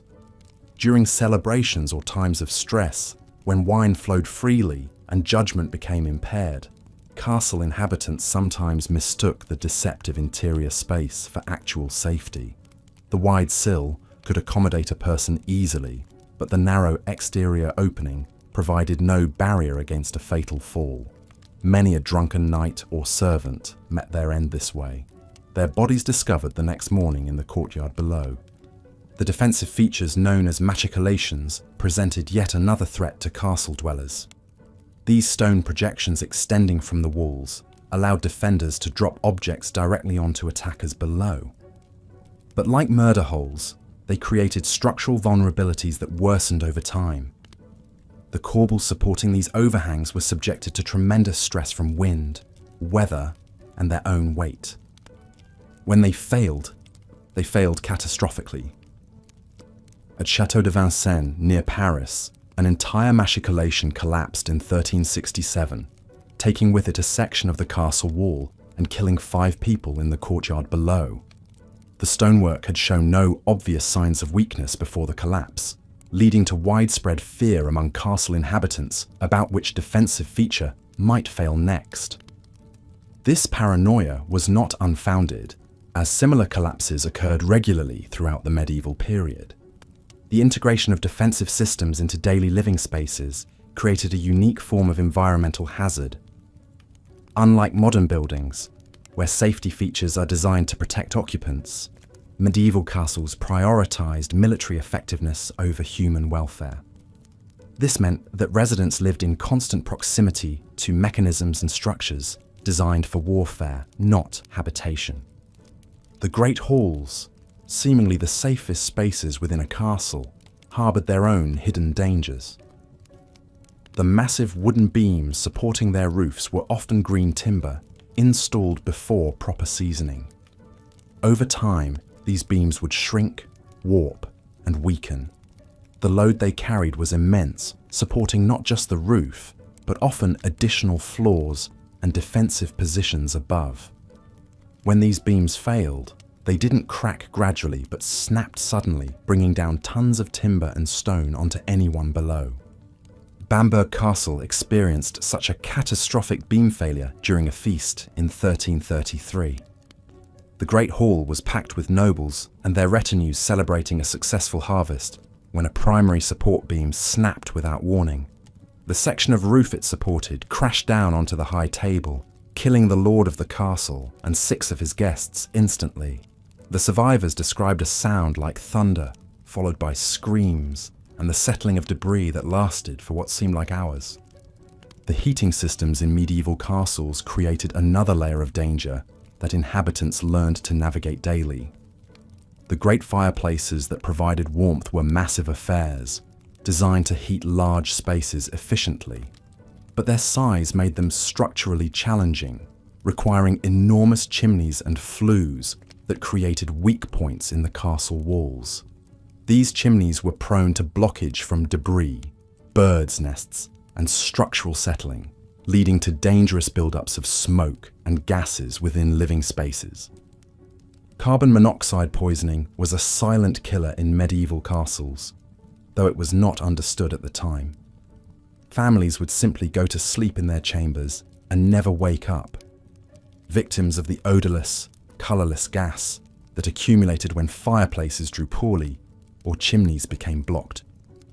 At Ludlow Castle, an entire family of minor nobles died this way in 1289, found peaceful in their beds but stone cold by morning. Such deaths were often attributed to divine will or mysterious ailments, as the true cause remained invisible and incomprehensible. The defensive ditches and moats surrounding castles created additional hazards for daily life. While they successfully deterred attackers, they also posed constant threats to castle inhabitants, who needed to traverse them regularly. Medieval moats were not the clean, water-filled barriers of romantic imagination, but often stagnant, sewage-contaminated trenches that bred disease and created treacherous footing. During winter, these water features became particularly deadly. Ice would form unevenly, creating surfaces that appeared solid, but could give way without warning. Many castle servants and residents fell through thin ice while attempting to cross moats or retrieve items that had fallen in. The weight of medieval clothing, especially when waterlogged, made escape from such accidents nearly impossible. Warwick Castle's records describe the drowning of a young page in 1278 who fell through the ice while attempting to retrieve a nobleman's glove that had blown into the moat. Despite the efforts of several men to rescue him, the boy's heavy woolen clothing and the shock of the freezing water prevented his escape. His body was not recovered until the spring thaw, a grim reminder of how even simple errands could turn fatal in the castle environment. The very success of a castle's defensive design often contributed to its deadliness for inhabitants. The more impregnable a fortress appeared, the more likely its residents were to develop a false sense of security about their environment. They focused on external threats, while becoming complacent about the internal dangers that surrounded them daily. This psychological trap was perhaps the most insidious hazard of all, as it prevented people from taking proper precautions against the very real threats posed by their own homes. The irony was profound and tragic. These mighty fortresses, built to protect life and property from human enemies, became environments where death stalked the innocent through means both subtle and sudden. The same features that made a castle defensible made it dangerous to inhabit. The thick walls that stopped arrows trapped toxic gases. The narrow passages that hindered attackers claimed the lives of children at play. The high positions that provided strategic advantage became fatal drops for the unwary. Medieval castles were indeed death traps, but not in the way their builders intended. They were monuments to the unintended consequences of prioritizing military function over human safety, creating environments where survival required constant vigilance against threats that came not from without, but from the very stones and structures meant to provide protection. Looking at the provided script summary and reference materials, I'll continue from where Part 6 left off, focusing on the environmental and psychological hazards that made medieval castles death traps for their inhabitants. Beyond the immediate physical dangers of collapse, fire, and contamination, medieval castles subjected their residents to a host of environmental hazards that could prove just as deadly over time. The very design features that made these fortresses so formidable against enemies often created treacherous conditions for those living within their walls. During the harsh winter months, castle inhabitants faced the constant threat of hypothermia and frostbite. The massive stone walls that provided protection against siege engines also acted as thermal conductors, drawing heat away from interior spaces and creating bone-chilling cold that could kill the weak, elderly, or sick. Ice would form on interior walls, making already slippery stone surfaces even more hazardous. Servants carrying heavy loads up and down icy staircases frequently slipped and fell, suffering broken bones or worse. The narrow arrow slits and small windows that prevented enemy archers from finding targets also severely limited natural light and ventilation. During winter storms, these openings had to be shuttered completely, plunging castle interiors into near-total darkness for days at a time. Residents stumbled through pitch-black corridors, falling down stairs, walking into walls, or accidentally stepping into open wells and cisterns. The lack of adequate lighting made every movement a potential death sentence. Water presented perhaps the most insidious environmental threat. Castle designers prioritized defensive considerations over drainage, creating structures that trapped moisture and humidity. Stagnant water collected in poorly designed courtyards, cellars, and defensive ditches, becoming breeding grounds for disease-carrying insects and creating treacherous patches of ice in winter. The very moats that protected castles from assault became death traps for residents who might slip and fall into the murky depths during nighttime movements or while attempting to fetch water during sieges. Medieval castle dwellers also faced the psychological torment of prolonged isolation and confinement. During extended sieges, residents could be trapped within the castle walls for months, slowly consuming dwindling food supplies while watching friends and family members sicken and die. The constant stress of potential attack, combined with overcrowded living conditions and poor sanitation, created an atmosphere of paranoia and despair that drove some inhabitants to madness or suicide. The hierarchical nature of castle society meant that lower status residents bore the brunt of these environmental hazards, while lords and ladies occupied the relatively safer upper floors of keeps. Servants and soldiers were relegated to basement chambers, guard towers, and outer buildings where dangers multiplied.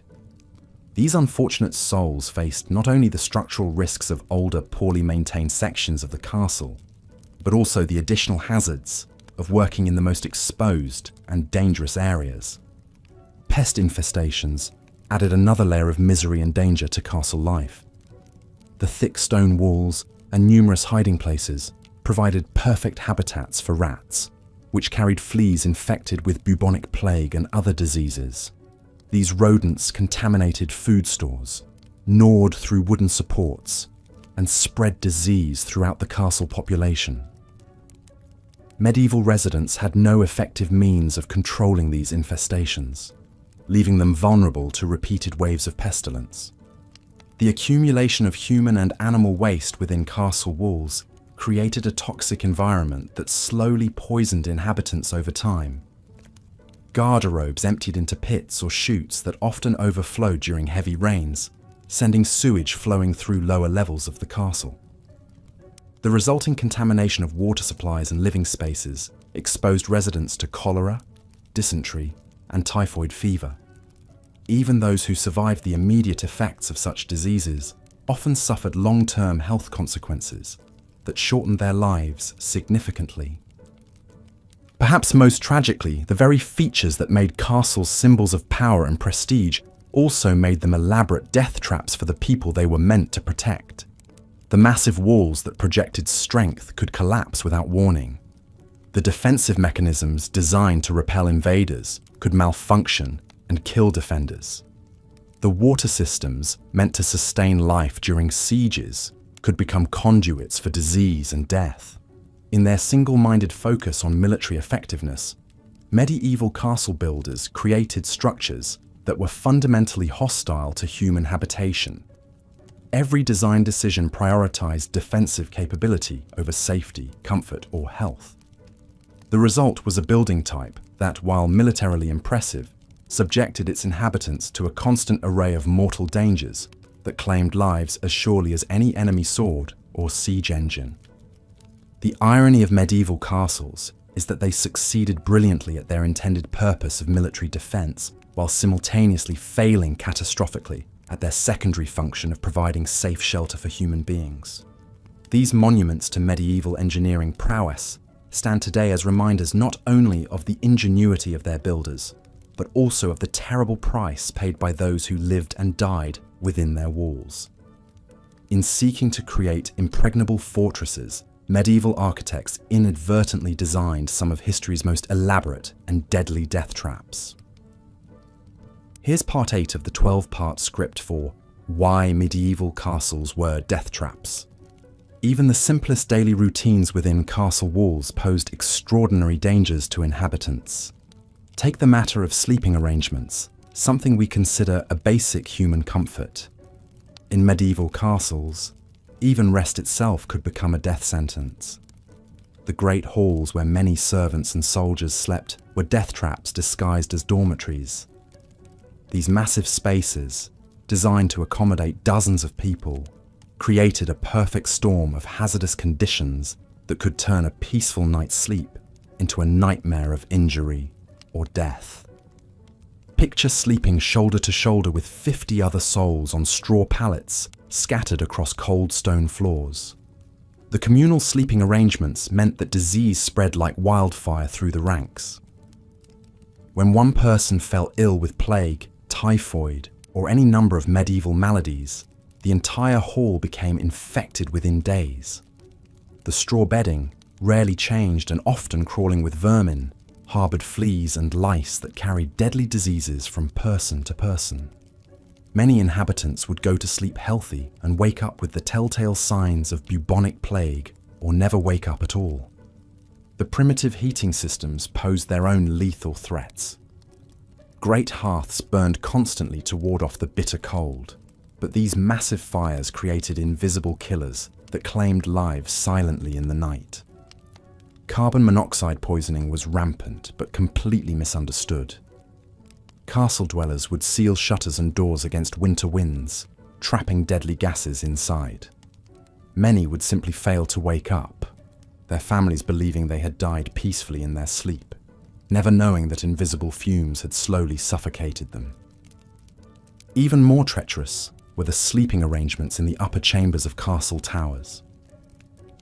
Noble families and important guests were housed in these supposedly prestigious quarters, but they were essentially death traps suspended high above the ground. The circular stairs leading to these chambers were deliberately designed as defensive features, spiraling clockwise to disadvantage attacking swordsmen. However, this same design made them incredibly dangerous for daily use, especially in darkness. Imagine stumbling down these narrow, uneven stone steps in the middle of the night, perhaps after consuming wine at dinner or when nature called urgently. There were no handrails, no consistent step heights, and certainly no lighting. The steps were often worn smooth by centuries of use, becoming treacherously slippery when wet. A single misstep could send someone tumbling down 20 or 30 stone steps, breaking bones or necks in the process. Many castle inhabitants met their end this way, their bodies discovered crumpled at the bottom of tower stairs come morning. The private chambers themselves harbored hidden dangers that could strike without warning. Heavy wooden beams, constantly expanding and contracting with temperature changes and bearing enormous weight, would occasionally fail catastrophically. These massive oak timbers, some weighing several tons, could crash down without warning, crushing anyone unfortunate enough to be beneath them. The groaning and creaking of old wood was so common that inhabitants learned to ignore it, often missing the warning signs of imminent collapse. Window openings in sleeping chambers presented another deadly hazard. These apertures, designed primarily for defense rather than comfort, were often little more than narrow slits in thick stone walls. But in grander chambers, larger windows were sometimes installed, and these became death traps for the unwary. Without glass in many cases, or with only crude shutters for protection, people could easily fall through these openings, especially during winter months when ice made surfaces treacherous. Children were particularly vulnerable, and many noble families lost heirs to such accidents. The very beds themselves could become instruments of death. Heavy wooden frames, often elaborately carved and fitted with thick curtains for privacy and warmth, could collapse without warning. The rope supports that held straw mattresses would rot or snap, sending sleepers crashing to the floor. More insidiously, the enclosed nature of curtained beds created perfect conditions for suffocation. The heavy fabrics trapped carbon dioxide and reduced oxygen levels, particularly dangerous for elderly or infirm occupants who might not have the strength to push through heavy curtains if they became tangled. Personal belongings stored in sleeping chambers added another layer of danger. Heavy wooden chests, metal armor, and weapons were typically kept in bedchambers for security, but these items could shift and fall, particularly in upper floors where wind could cause the entire structure to sway. Many castle inhabitants were injured or killed by falling objects during storms, or even on calm nights when poorly secured items simply toppled over. The location of sleeping quarters within the castle's defensive structure meant that inhabitants were often the first to suffer when the castle's protective features failed. Rooms built into the outer walls were particularly vulnerable when siege engines breached the defenses. Residents might be sleeping peacefully when a catapult stone crashed through the wall above their heads, bringing down tons of masonry. During sieges, these chambers became obvious targets for enemy fire, turning bedrooms into kill zones. Perhaps most tragically, the very isolation of private sleeping chambers meant that when accidents or medical emergencies occurred during the night, help was often too far away. Someone suffering a heart attack, stroke, or severe injury might die alone in their chamber, their cries for help unheard through thick stone walls. The castle's defensive design, built to keep enemies out, also kept life-saving assistance from reaching those who needed it most urgently. Fire represented the ultimate nightmare for anyone sleeping in a medieval castle. The combination of wooden furnishings, straw bedding, and open flames for heating and lighting created tinderbox conditions. When fires started in sleeping quarters, they spread with terrifying speed through the dry materials. The narrow staircases and corridors that were designed to slow enemy advances became death traps for fleeing inhabitants. Many people died, not from the flames themselves, but from smoke inhalation as they tried desperately to escape through the castle's maze-like interior. The communal nature of castle life meant that privacy was rare, but it also meant that dangerous individuals might share sleeping spaces with the innocent. Mentally unstable servants, criminals pressed into service, or simply desperate people driven to violence by harsh conditions could pose threats to their sleeping companions. Without proper supervision or security in these shared spaces, assaults, thefts, and even murders occurred with disturbing frequency. Water damage from the castle's primitive plumbing and drainage systems frequently affected sleeping areas, creating dangerous conditions that could persist for months. Leaking roofs and walls would saturate wooden floors and support beams, causing them to rot and weaken. Many inhabitants fell through floors that appeared solid, but had been undermined by persistent moisture. The dampness also promoted the growth of deadly molds and fungi that poisoned the air and caused respiratory illnesses that could prove fatal over time. Even the act of dressing and undressing in these chambers carried risks. The combination of poor lighting, uneven floors, and heavy medieval clothing created numerous opportunities for accidents. People would trip over their own robes, catch clothing on protruding stones or wooden splinters, or lose their balance while putting on heavy boots or armor. These seemingly minor mishaps could result in serious injuries, particularly when they occurred near open windows or steep stairs. The psychological toll of sleeping in such dangerous conditions cannot be understated. The constant awareness of potential threats created chronic stress and sleep deprivation among castle inhabitants. This exhaustion led to poor judgment and increased accident rates during the day, creating a vicious cycle where the dangers of nighttime affected daytime safety as well. Many people developed severe anxiety about sleeping, leading to insomnia that further compromised their health and decision-making abilities. For servants and lower-ranking inhabitants, sleeping arrangements were even more precarious. They might be assigned spaces in the most dangerous parts of the castle, such as near the kitchens where fire risk was highest, or in partially ruined sections where structural integrity was questionable. These individuals had no choice but to accept whatever accommodations were provided, regardless of the obvious dangers they presented. The seasonal nature of medieval life meant that sleeping conditions varied dramatically throughout the year, with each season bringing its own particular set of deadly hazards. Winter brought the risks of freezing, carbon monoxide poisoning from poorly ventilated heating, and ice-related accidents. Spring flooding could undermine foundations and create unstable sleeping areas. Summer heat could make upper chambers uninhabitable, forcing people into lower areas where other dangers lurked. Autumn storms could damage roofs and walls, sending debris crashing into sleeping quarters without warning. In the end, the simple human need for rest and sleep became yet another battlefield in the daily struggle for survival within medieval castle walls. Every night brought the possibility that sleep might become eternal, that rest might turn into death. The castle's inhabitants went to bed each evening knowing that they might not see another dawn, not because of enemy attack or siege, but because the very structure that was supposed to protect them had become their most intimate and persistent threat. In these fortresses where safety was supposed to reign supreme, even the most basic human activities carried the potential for sudden, unexpected death. Here's part 9 of the 12-part script for why medieval castles were death traps. As we've explored the countless hazards that plagued medieval castle life, from crumbling walls to contaminated water, there's one aspect of these fortresses that truly epitomize their deadly nature: the kitchens and food preparation areas.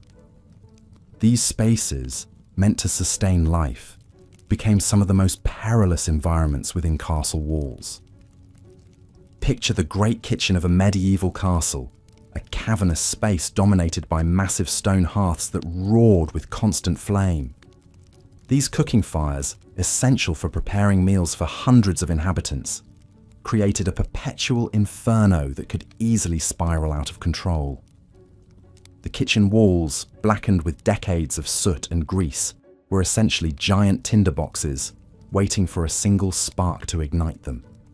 Wooden beams overhead, dried by years of heat and saturated with cooking fats, could burst into flames with terrifying speed. The kitchen staff worked in conditions that would horrify modern safety inspectors. Scullery maids and kitchen boys scurried between blazing hearths, carrying buckets of scalding water and platters of searing meat. Burns were so common, they were considered an occupational hazard rather than an accident. Many kitchen workers bore the permanent scars of their trade, with hands and arms marked by countless encounters with hot metal, boiling liquids, and open flames. The very architecture of these kitchens created deadly traps. Narrow doorways that could accommodate only one person at a time became bottlenecks during emergencies. When fires broke out, which they did with alarming frequency, workers found themselves trapped between walls of flame with no escape route. The The high stone walls that contained the heat also contained the people, turning the kitchen into a furnace with human fuel. Water, that most basic necessity, presented its own lethal challenges within castle kitchens. Wells were often contaminated by seepage from primitive sewage systems or tainted by the decomposing bodies of animals that had fallen into the water source. The castle's water supply frequently harbored deadly bacteria and parasites that could kill as efficiently as any sword. Kitchen workers who drank from these sources faced constant risk of dysentery, typhoid, and cholera. Food storage areas were breeding grounds for vermin and disease.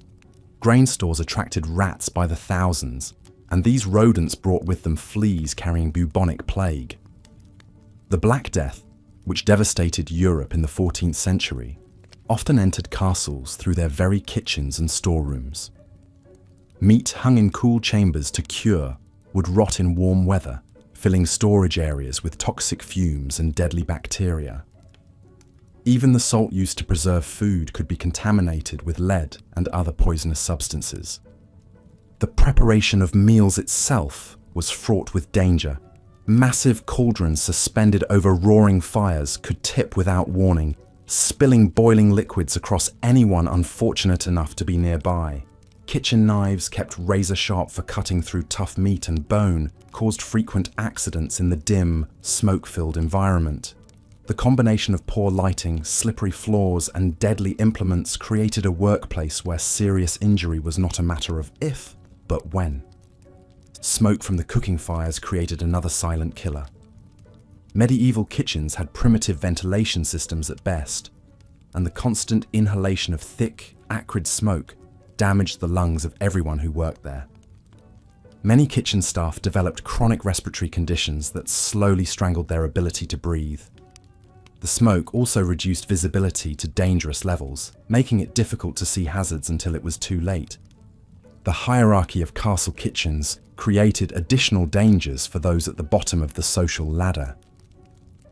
Young apprentices and servants were often forced to perform the most dangerous tasks with little training or protection.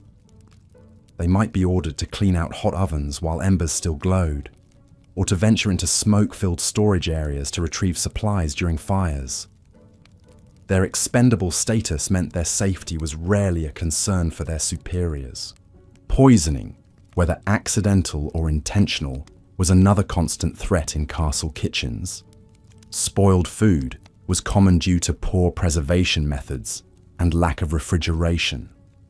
Cooks had to rely on smell and taste to determine if meat was safe to eat, but these senses were often dulled by the constant exposure to smoke and strong odors.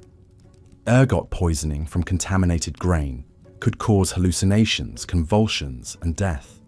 Lead poisoning from pewter plates and cups used in food preparation created slow, agonizing illness. The very people responsible for feeding the castle faced the greatest food insecurity.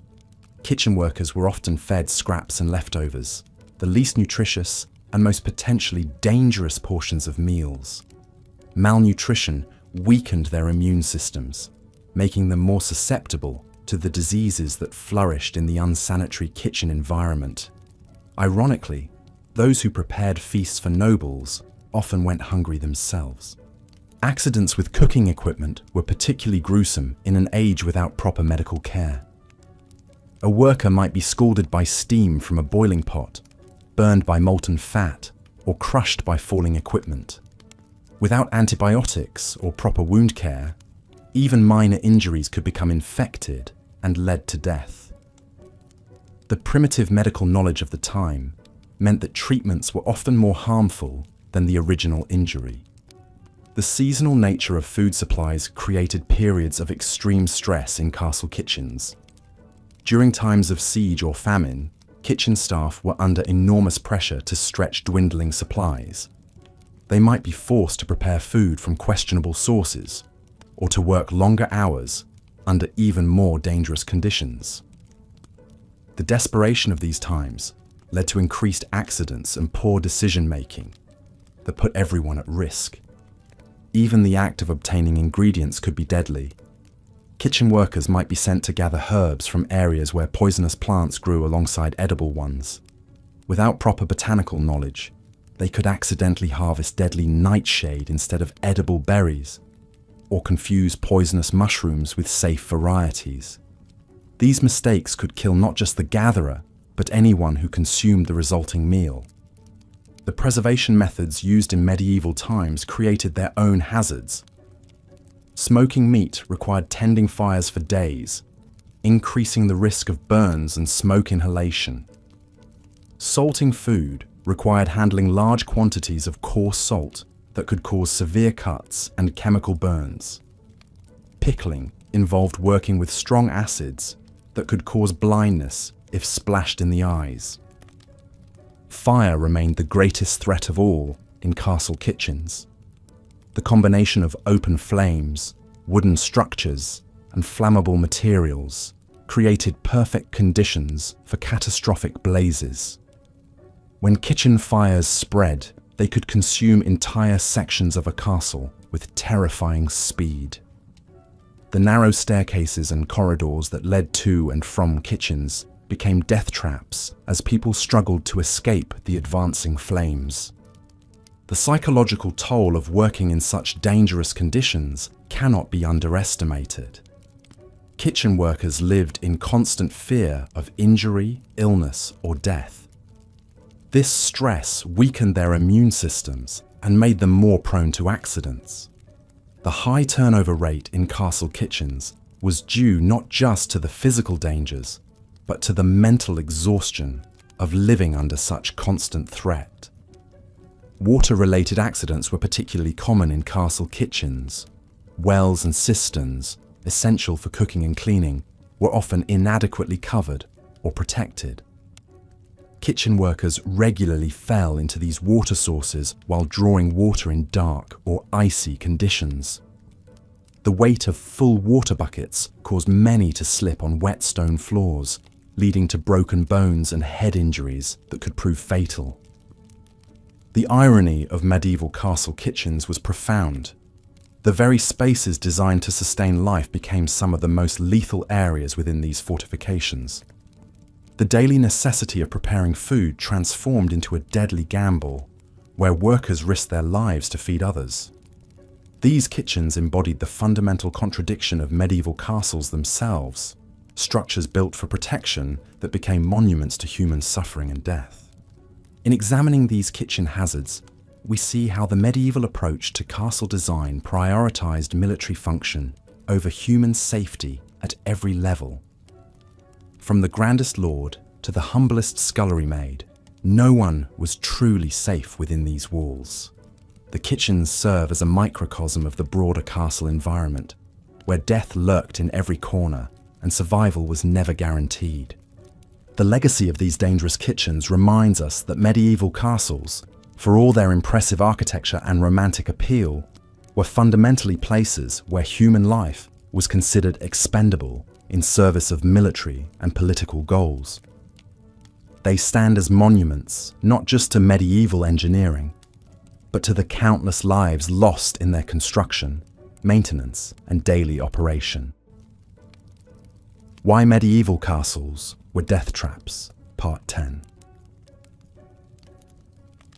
As we've explored the countless hazards that plagued medieval castle life, from the obvious dangers of warfare to the hidden perils of everyday existence, we must now turn our attention to perhaps the most insidious threat of all, the psychological toll these fortress prisons exacted on their inhabitants. For while we've examined how medieval castles could kill the body through disease, accident, and structural failure, they were equally adept at slowly destroying the human spirit. Picture yourself confined within the massive stone walls of a medieval castle during the long winter months. The thick walls that promised protection from enemies also blocked out the sun's warming rays, leaving vast chambers perpetually shrouded in gloom. Small, narrow windows designed to prevent arrow attacks also prevented adequate light from penetrating the interior spaces. Oil lamps and candles provided only flickering, inadequate illumination. casting dancing shadows that played tricks on the mind during the endless dark hours. The isolation was perhaps the cruelest torment of all. Medieval castles were often built in remote, strategic locations far from populated areas. During times of siege or harsh weather, inhabitants could find themselves completely cut off from the outside world for months at a time. The same moat that kept enemies out also kept the inhabitants trapped within, creating a sense of being buried alive within their stone tomb. Consider the plight of Lady Eleanor de Montfort, whose husband's castle in the Welsh borderlands was besieged during the winter of 1282. Her personal letters, discovered centuries later, reveal the gradual deterioration of her mental state as the siege dragged on for 4 months. Initially defiant and hopeful, her correspondence grew increasingly desperate and disjointed as the weeks passed. She wrote of hearing voices in the walls, of shadows moving in her peripheral vision, and of an overwhelming urge to throw herself from the castle's highest tower just to escape the suffocating confinement. The constant fear was another psychological poison that infected castle life. Even during peacetime, the very design of these fortresses served as a daily reminder of the violence that could erupt at any moment. Murder holes gaped overhead like hungry mouths. Arrow slits watched like sinister eyes. The portcullis hung like an executioner's blade, ready to crash down and trap inhabitants within or without. Living surrounded by such reminders of death and warfare took a profound toll on the human psyche. Children born and raised within castle walls often developed what medieval chroniclers described as fortress madness, a condition characterized by extreme anxiety when venturing beyond the castle walls, violent nightmares, and an obsessive fear of open spaces. These young souls, who should have been playing in meadows and exploring forests, instead grew up in a world of stone corridors and defensive positions, their natural development stunted by the oppressive environment.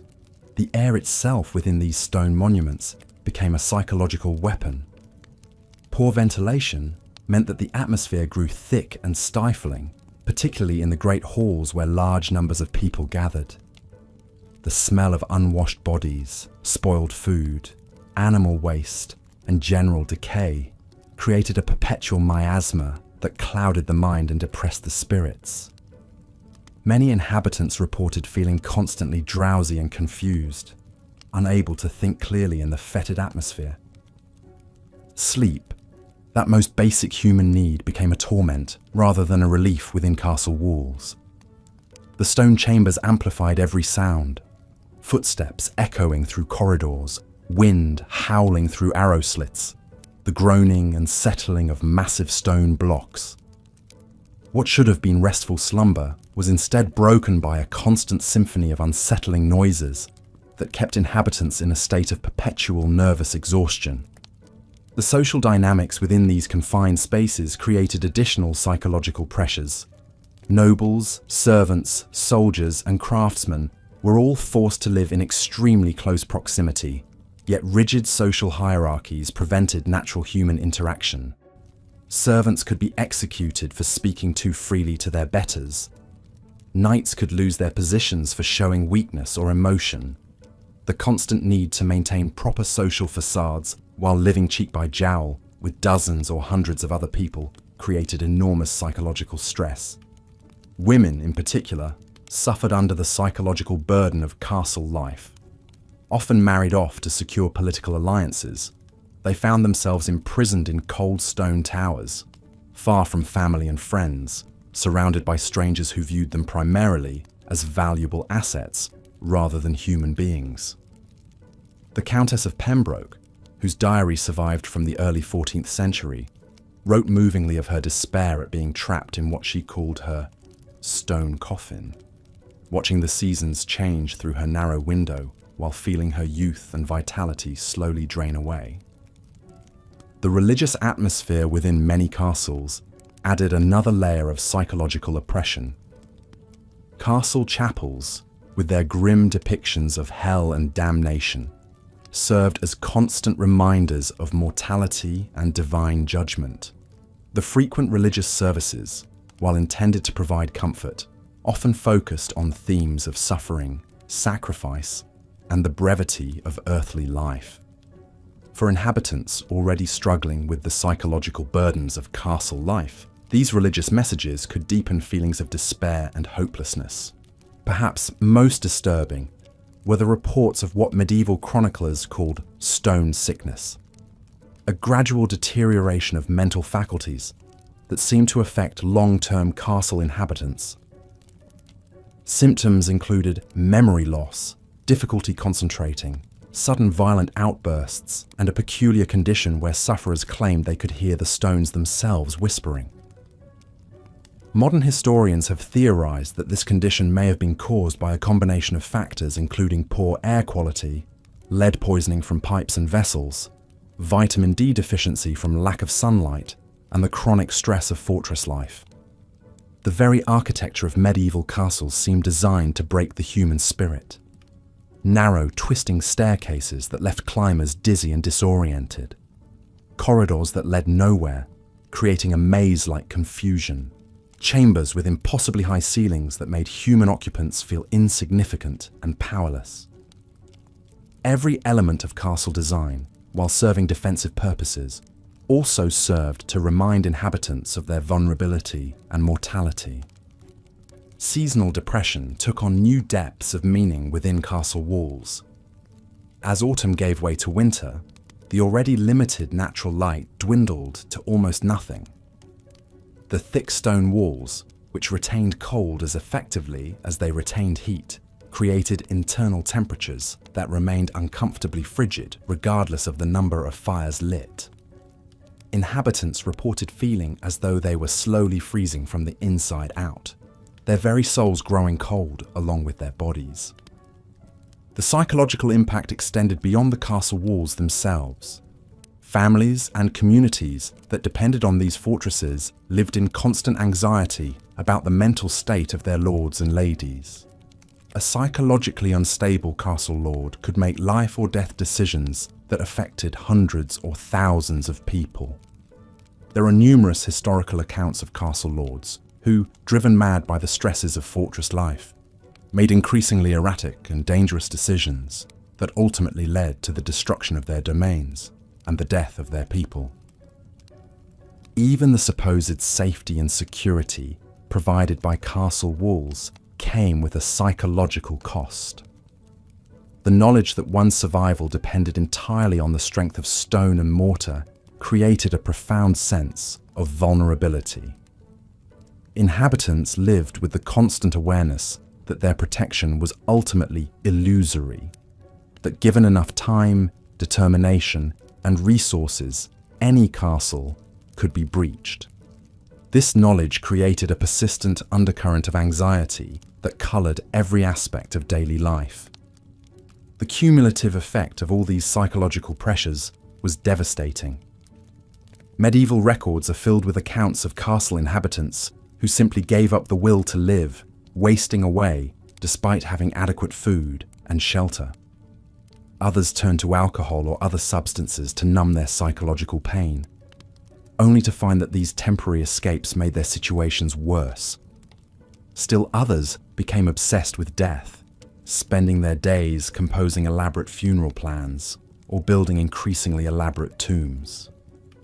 As we reach the conclusion of our examination of why medieval castles were death traps, we must acknowledge that these massive stone fortresses killed not only through obvious physical dangers, but also through the slow, insidious destruction of human psychological well-being. They were monuments to humanity's ingenuity in creating structures that could withstand siege engines and armies, yet they were also testaments to our species' remarkable ability to create environments that were hostile to our own flourishing. The medieval castle stands as a stark reminder that survival and living are not the same thing. While these fortresses may have kept their inhabitants alive in the narrow sense of preventing immediate death from enemy action, they simultaneously created conditions that made truly living, with joy, freedom, and psychological health, nearly impossible. In their single-minded focus on military effectiveness, Medieval castle builders created structures that were as much prisons as they were protections, death traps that killed the spirit even as they preserved the body. In understanding these psychological dimensions of castle life, we gain a deeper appreciation for the true cost of medieval warfare and the heavy price paid by those who lived within these stone monuments to human conflict. The medieval castle was indeed a death trap, but perhaps its most insidious quality was its ability to trap not just the body, but the very essence of what makes us human. Looking at the existing script content, which has covered the deadly nature of medieval castles comprehensively across 10 parts, here's part 11, continuing the narrative. As winter descended upon the medieval landscape, the deadly nature of castles reached its most perilous peak. The very season that should have provided shelter and protection transformed these stone fortresses into frozen monuments to human suffering. When snow began to fall and ice formed on the battlements, the castle's numerous hazards multiplied exponentially, creating a perfect storm of danger that claimed more lives during the dark months than any siege ever could. The first and most immediate threat came from the castle's heating systems, or rather, the catastrophic lack thereof. Medieval castles were notoriously impossible to heat effectively. The massive stone walls that provided protection from enemies also acted as enormous heat sinks, absorbing what little warmth could be generated and radiating it uselessly into the winter air. Great halls that might accommodate hundreds during summer feasts became Arctic chambers, where breath froze in the air and wine turned to slush in goblets. The central hearths, while impressive in scale, were woefully inadequate for heating such vast spaces. These enormous fireplaces consumed tremendous quantities of wood, but heated only the immediate area around them. Beyond a radius of perhaps 10 feet, the temperature dropped precipitously, creating dangerous thermal gradients that could cause rapid onset hypothermia in anyone who ventured too far from the flames. Servants and guards who had to move throughout the castle faced constant exposure to life-threatening cold, their extremities going numb and their core body temperatures dropping to dangerous levels. The smoke from these massive fires created its own deadly hazards. Without proper ventilation systems, thick clouds of acrid smoke would fill the halls. Especially when wind conditions were unfavorable, the smoke carried deadly carbon monoxide, an invisible killer that would silently poison inhabitants. Many castle dwellers died in their sleep from carbon monoxide poisoning, their bodies discovered only when servants came to wake them in the morning. The combination of insufficient oxygen and toxic fumes created an atmosphere that was literally poisonous to breathe. Water systems, already problematic during warmer months, became death traps in winter. Wells would freeze solid, cutting off the primary water supply and forcing inhabitants to rely on stored water that quickly became contaminated. The lack of fresh water led to increased consumption of ale and wine, which, while safer than stagnant water, led to widespread alcoholism and impaired judgment that resulted in countless accidents and poor decisions. Even more dangerous were the attempts to obtain water from frozen sources. Desperate inhabitants would venture onto frozen moats or attempt to break ice from wells, often falling through and drowning in the frigid water below. The weight of armor and heavy winter clothing made escape from such situations virtually impossible. Bodies would often remain trapped under ice until spring thaw revealed the grisly extent of winter's toll. The castle's sanitation systems, primitive at best during normal conditions, became completely non-functional in winter. Guardrobe chutes would freeze, creating massive blockages that caused human waste to back up into the living quarters.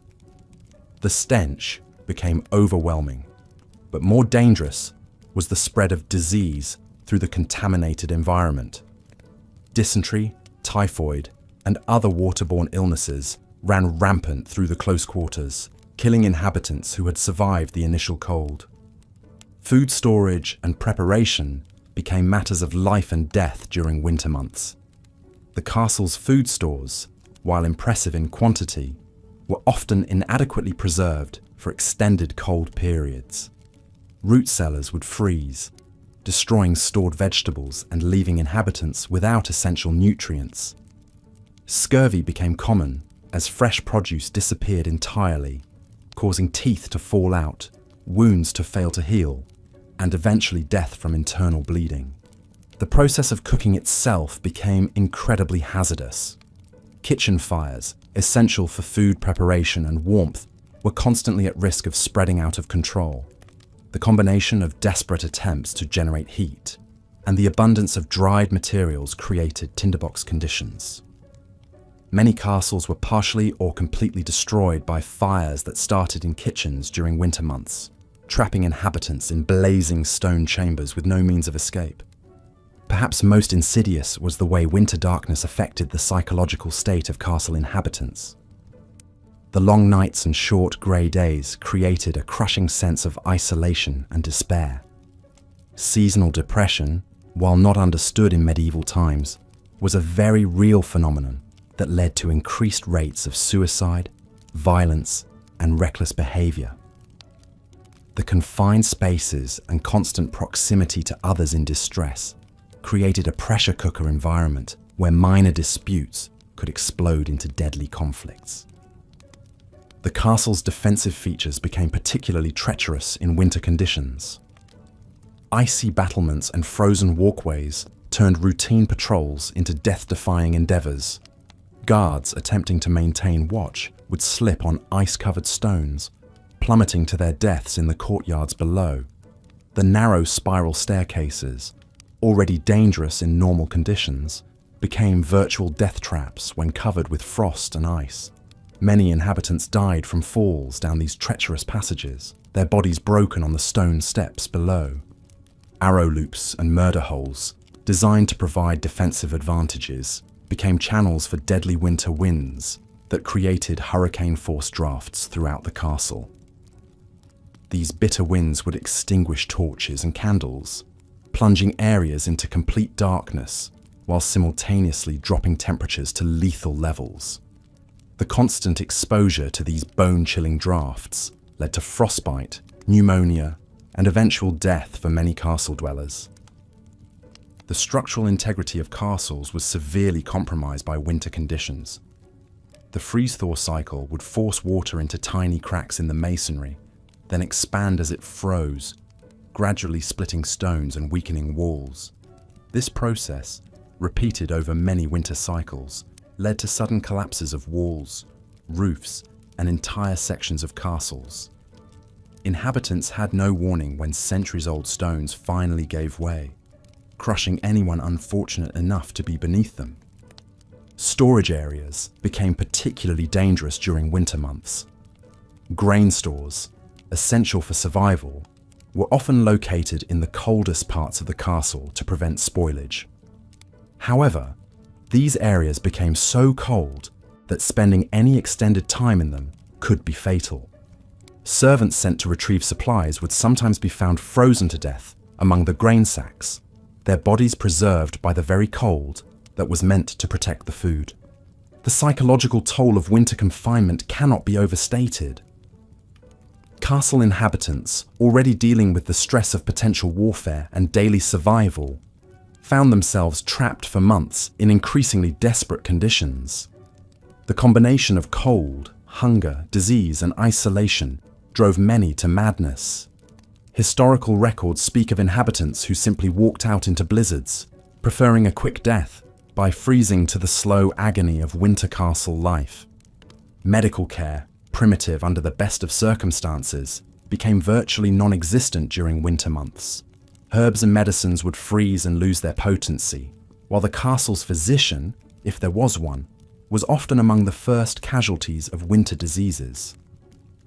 Without proper medical intervention, minor injuries became infected and gangrenous in the cold, damp conditions, leading to amputations or death. The daily routines that sustained castle life during warmer months became impossible to maintain in winter. Religious services, essential for maintaining morale, were often cancelled due to the impossibility of heating the chapel. The lack of spiritual comfort compounded the physical misery, leaving inhabitants without the psychological support they needed to endure the harsh conditions. Even the most basic human needs became sources of danger. Using a garderobe in winter conditions was not only uncomfortable, but potentially fatal, as the extreme cold could cause immediate hypothermia. Many chose to use chamber pots instead, but the accumulation of human waste in living quarters created unsanitary conditions that bred disease and death. The castle's livestock, essential for food and materials, suffered tremendously during winter months. Animals would freeze to death in their stalls, depriving inhabitants of fresh meat, milk, and eggs. The death of horses was particularly catastrophic, as it eliminated any possibility of escape or communication with the outside world. Dead animals would often remain frozen in place until spring, creating additional health hazards as they eventually thawed and decomposed. Water for drinking, cooking, and cleaning had to be melted from snow and ice, a process that required constant fires and tremendous amounts of fuel. The competition for wood became so fierce that furniture, doors, and even structural elements were sometimes burned for warmth, further compromising the castle's integrity and livability. The isolation imposed by winter weather meant that any serious emergency became a death sentence for the entire castle population. If supplies ran low, if disease broke out, or if structural damage occurred, there was no possibility of outside assistance until spring.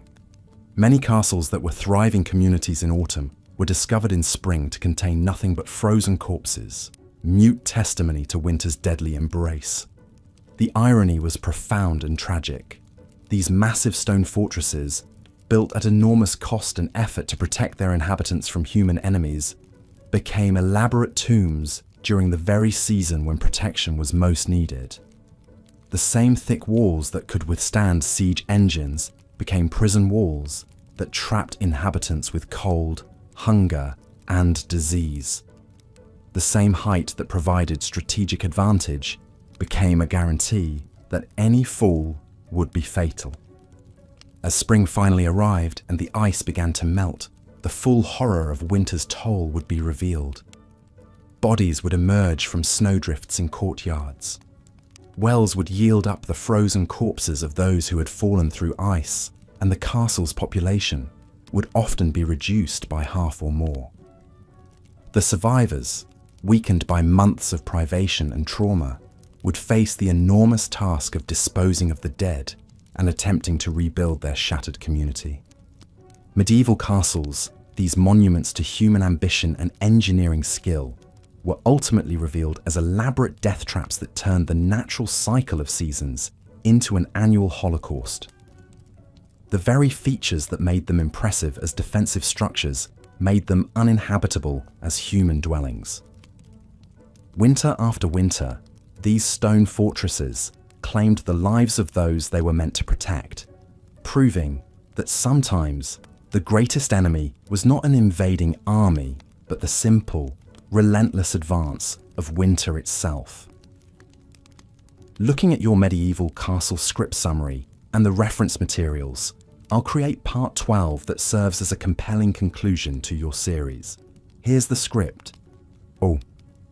Yet perhaps the most chilling aspect of these medieval fortresses wasn't the immediate dangers they posed, but how they fundamentally warped the human psyche of those trapped within their walls.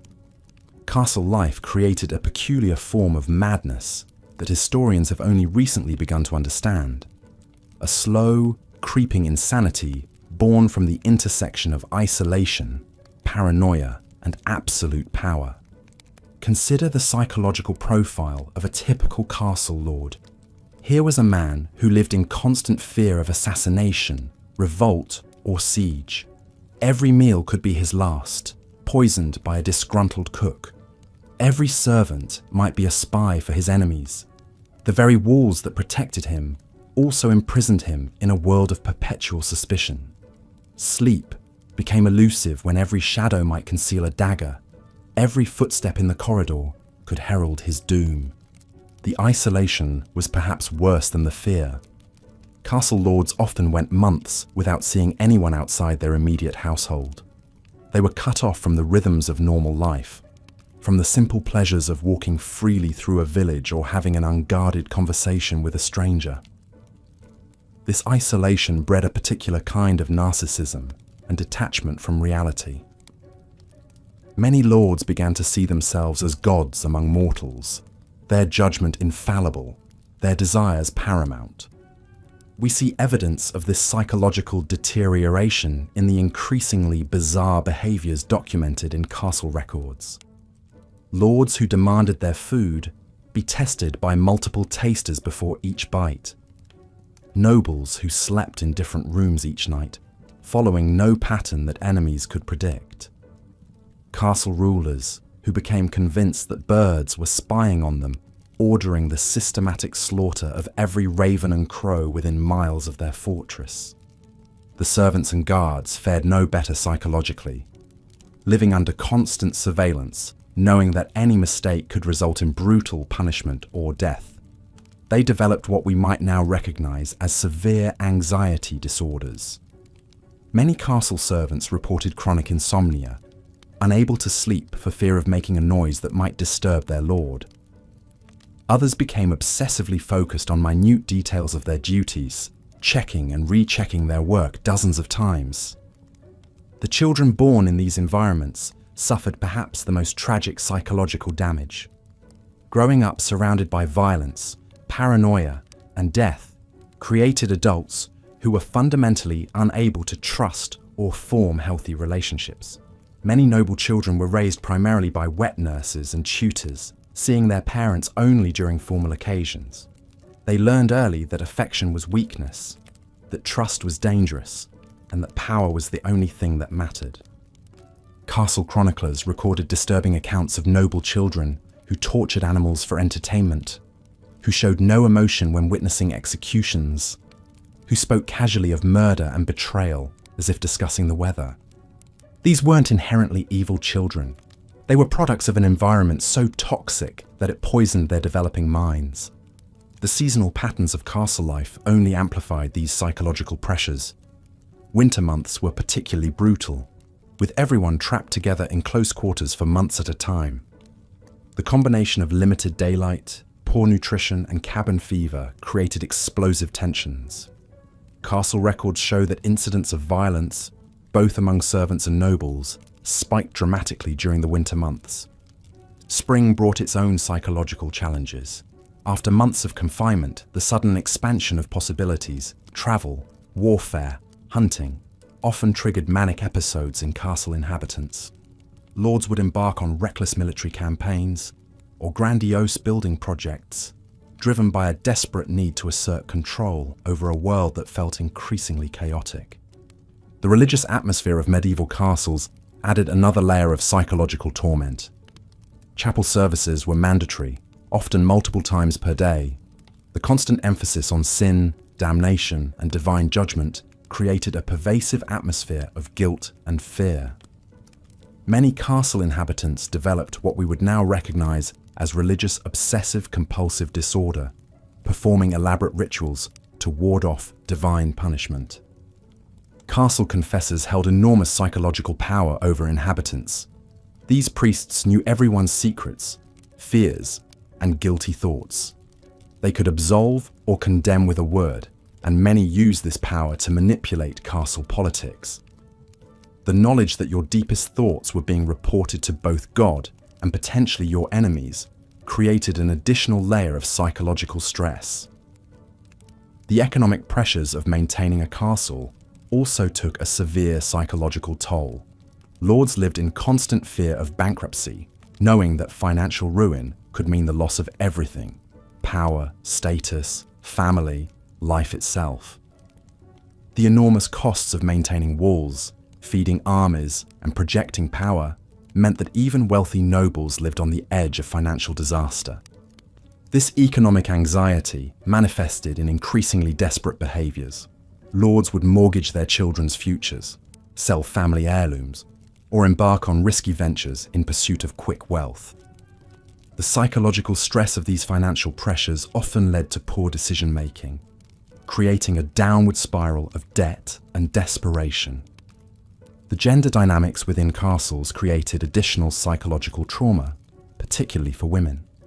Noble women lived under constant surveillance, their value measured primarily by their ability to produce male heirs.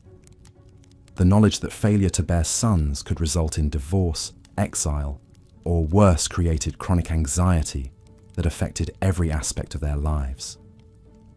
Many noble women developed what castle physicians described as melancholy, what we would now recognize as severe depression. Trapped in loveless marriages, separated from their families, unable to make meaningful choices about their own lives. These women often retreated into fantasy worlds or religious obsession as coping mechanisms. The servants who witnessed these psychological breakdowns often suffered secondary trauma. They watched their lords and ladies descend into madness, knowing that any attempt to help or intervene could be interpreted as insolence or treason. This created a culture of willful blindness, where obvious mental illness was ignored until it manifested in violence. The accumulated psychological damage within castle walls created a toxic environment that poisoned everyone it touched. Servants who managed to escape castle life often struggled to adapt to normal society. They remained hypervigilant, unable to relax, expecting violence or betrayal at any moment. Many former castle inhabitants never learned to form healthy relationships or trust others. The children of castle servants faced their own unique psychological challenges. They grew up witnessing extreme inequality, seeing how the accident of birth determined whether someone lived in luxury or squalor. This often created either deep resentment and revolutionary tendencies, or conversely, an acceptance of inequality so complete that they never questioned their own subjugation. Perhaps most tragically, the psychological damage inflicted by castle life was passed down through generations. Noble families developed patterns of dysfunction that persisted for centuries, cycles of violence, paranoia, and emotional detachment that shaped entire bloodlines. The very structures designed to preserve family power often destroyed the families themselves. The training of young knights within castle walls created its own form of psychological damage. Boys as young as 7 were sent away from their families to serve as pages, beginning a process of deliberate dehumanization designed to create perfect warriors. They were taught to suppress all emotion except anger, to view violence as the solution to every problem, and to measure their worth solely through their ability to kill. This knightly education created men who were superb fighters, but utterly incapable of functioning in peaceful society.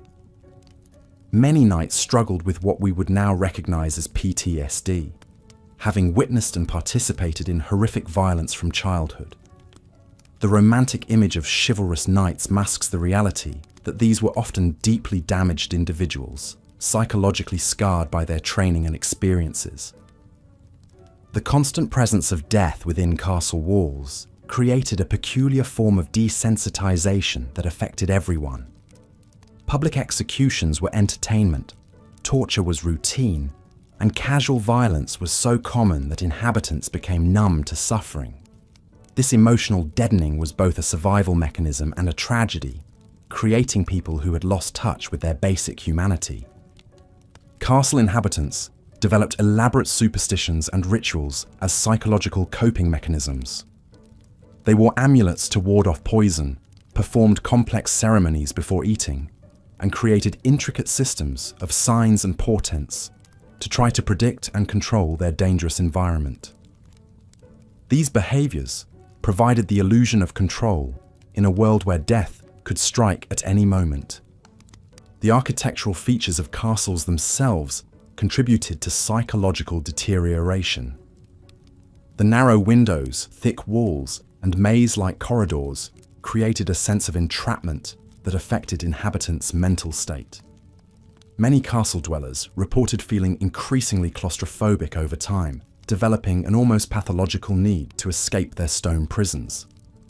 The echo chambers created by stone walls and vaulted ceilings amplified every sound, making privacy impossible and creating constant acoustic stress. Inhabitants learned to whisper or developed elaborate systems of silent communication. But the psychological pressure of never being able to speak freely took its toll. As we reach the end of our journey through these medieval death traps, we must confront an uncomfortable truth. The castles that dominated the medieval landscape were not just physically dangerous, they were engines of psychological destruction that damaged everyone who lived within their walls. They created cycles of violence, paranoia, and dysfunction that rippled outward through society, shaping the medieval world's fundamental character. The legacy of these stone fortresses extends far beyond their military function. They represent humanity's capacity to create environments so toxic that they poison the very people they were designed to protect. In our modern world, as we build new forms of isolation and control, perhaps we should remember the lessons of these medieval death traps. That walls built to keep danger out often trap something far worse within. The next time you visit a medieval castle, admire its engineering and imagine its history. But remember too the human cost of these magnificent monuments to power and paranoia. Behind every stone lies a story of suffering. Behind every tower a tale of lives cut short not by enemy action, but by the very fortress that promised safety. These were not homes. They were elaborate tombs for the living, beautiful prisons that trapped their inhabitants in cycles of fear, violence and madness that lasted for centuries. In the end, medieval castles achieved their purpose perfectly. They were indeed impregnable fortresses. But what they kept out was not just enemies, but humanity itself, creating stone monuments to mankind's eternal struggle between the need for security and the cost of freedom. And in that struggle, perhaps, lies a lesson for us all.